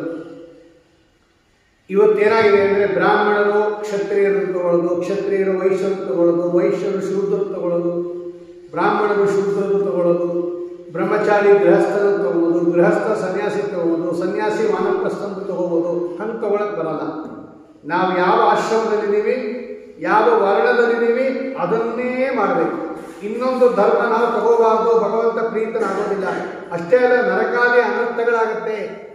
ಸ್ವಾಮಿ ಹೇಳ್ತಾನೆ, ಸ್ವಧರ್ಮೇ ನಿಧನಂ ಶ್ರೇಯಃ ಪರಧರ್ಮೋ ಭಯಾವಹಃ ಶ್ರೇಯಾನ್ ಸ್ವಧರ್ಮೋ ವಿಗುಣಃ ಪರಧರ್ಮಾತ್ ಸ್ವನುಷ್ಠಿತಾತ್. ಇನ್ನೊಬ್ಬರದು ಭಾಳ ಚೆನ್ನಾಗಿ ಮಾಡ್ತೀವಿ ನಾವು, ನಮ್ಮದು ಮಾಡುವಾಗ ಸರಿಯಾಗಿ ಮಾಡಲ್ಲ. ಭಗವಂತ ಹೇಳ್ದ, ಸರಿಯಾಗಿ ಮಾಡದೇ ಇದ್ರೂ ಪರವಾಗಿಲ್ಲ, ನಿಂದೇ ಮಾಡಬೇಕು ನೀನು ಅಂತ. ಅಕಸ್ಮಾತ್ ಮಾಡೋವಾಗ ಸ್ವಲ್ಪ ಏನಾದರೂ ಹೆಚ್ಚು ಕಡಿಮೆ ಆದರೆ ತೊಂದರೆ ಇಲ್ಲ. ನೀ ಇನ್ನೊಬ್ಬರ ಧರ್ಮ ನೀ ತಗೋಬಾರ್ದು. ನಿಂದೇ ಮಾಡಬೇಕು ನೀನು. ಆ ನಿಂದೆ ಮಾಡುವಾಗ ಸ್ವಲ್ಪ ಹೆಚ್ಚು ಕಡಿಮೆ ಆದರೆ ನಾನು ತೊಂದರೆ ಇಲ್ಲ. ನೀನು ಇನ್ನೊಬ್ಬರದ್ದು ತಗೋಬಾರದು. ಇನ್ನೊಬ್ಬರ ಧರ್ಮವನ್ನು ನೀನು ಸ್ವೀಕಾರ ಮಾಡುವಂತೆ ಪರಧರ್ಮ ಅಂತ ಕರೀತಾರೆ. ಇನ್ನೊಬ್ಬರ ಧರ್ಮವನ್ನು ನೀನೇನಾದರೂ ತಗೊಂಡಿ ಅಂದರೆ ಭಯಾವಹ ನರಕಕ್ಕೆ ಹೋಗ್ತೀಯ. ನಿಮಗೇನು ಹೇಳಿದೆ ಅದನ್ನೇ ಮಾಡಬೇಕು ನೀವು. ಹಂಗೆ ಮಾಡೋವಾಗ ಸ್ವಲ್ಪ ಹೆಚ್ಚು ಕಡಿಮೆ ಆದರೂ ಭಗವಂತ ಪಾಸ್ ಮಾಡಿಸ್ತಾನೆ. ಇನ್ನೊಬ್ಬರ ಧರ್ಮ ಚೆನ್ನಾಗಿ ಮಾಡಿದ್ರು ಕೂಡ ಭಗವಂತ 0 ನಂಬರ್ ಆಗ್ತಾನೆ. ಇನ್ನೊಬ್ಬರ ಧರ್ಮ ಹಾಗೆ ಮಾಡೋದಿಲ್ಲ. ಪರಧರ್ಮೋ ಭಯಾವಹ. ಆದ್ದರಿಂದ ನಿಮ್ಮ ಸೋಚಿತ ಕರ್ಮಾನುಷ್ಠಾನಗಳನ್ನು ಮಾಡುತ್ತಾ ಭಗವಂತ ಮಾಡಿಸ್ತಾ ಇದ್ದಾನೆ. ನಾನಲ್ಲ ಅಂತ ಹೇಳಿ ಯಾವ ಫಲವೂ ಬೇಡ, ಭಗವಂತ ನೀ ಪ್ರೀತನಾದು ಅಂತ ಹೇಳ್ತಾ ಮಾಡೋ ಕಾಲಕ್ಕೆ ಭಗವಂತನ ಚಿಂತನೆಯನ್ನು ಮಾಡ್ತಾ ಇದ್ದರೆ ಭಗವಂತ ಅನುಗ್ರಹ ಮಾಡ್ತಾನೆ ಅಂತ ಹೇಳಿ 3ನೇ ಅಧ್ಯಾಯ, ಇದಕ್ಕೆ ಕರ್ಮಯೋಗ ಅಂತ ಕರೀತಾರೆ. ಆ ಕರ್ಮಯೋಗವನ್ನು ಭಗವಂತ ಪರಿಸಮಾಪ್ತಿ ಮಾಡ್ತಾ ಇದ್ದಾನೆ. ಶ್ರೀಕೃಷ್ಣ ಅರ್ಪಣಮಸ್ತು. ಕಾಯೇನ ವಾಚಾ ಮನಸೇಂದ್ರಿಯರ್ವಾ ಬುದ್ಧಾತ್ಮನಾ ವಾ ಪ್ರಕೃತಿ ಸ್ವಭಾವಾತ್ ಕರೋಮಿ ಯದ್ಯ ಸಕಲಂ ಪರಸ್ಮೈ ನಾರಾಯಣಾಯೇತಿ ಸಮರ್ಪಯಾಮಿ. ಶ್ರೀಕೃಷ್ಣ ಅರ್ಪಣಮಸ್ತು. ಶ್ರೀಮಧ್ವೇಷಾರ್ಪಣ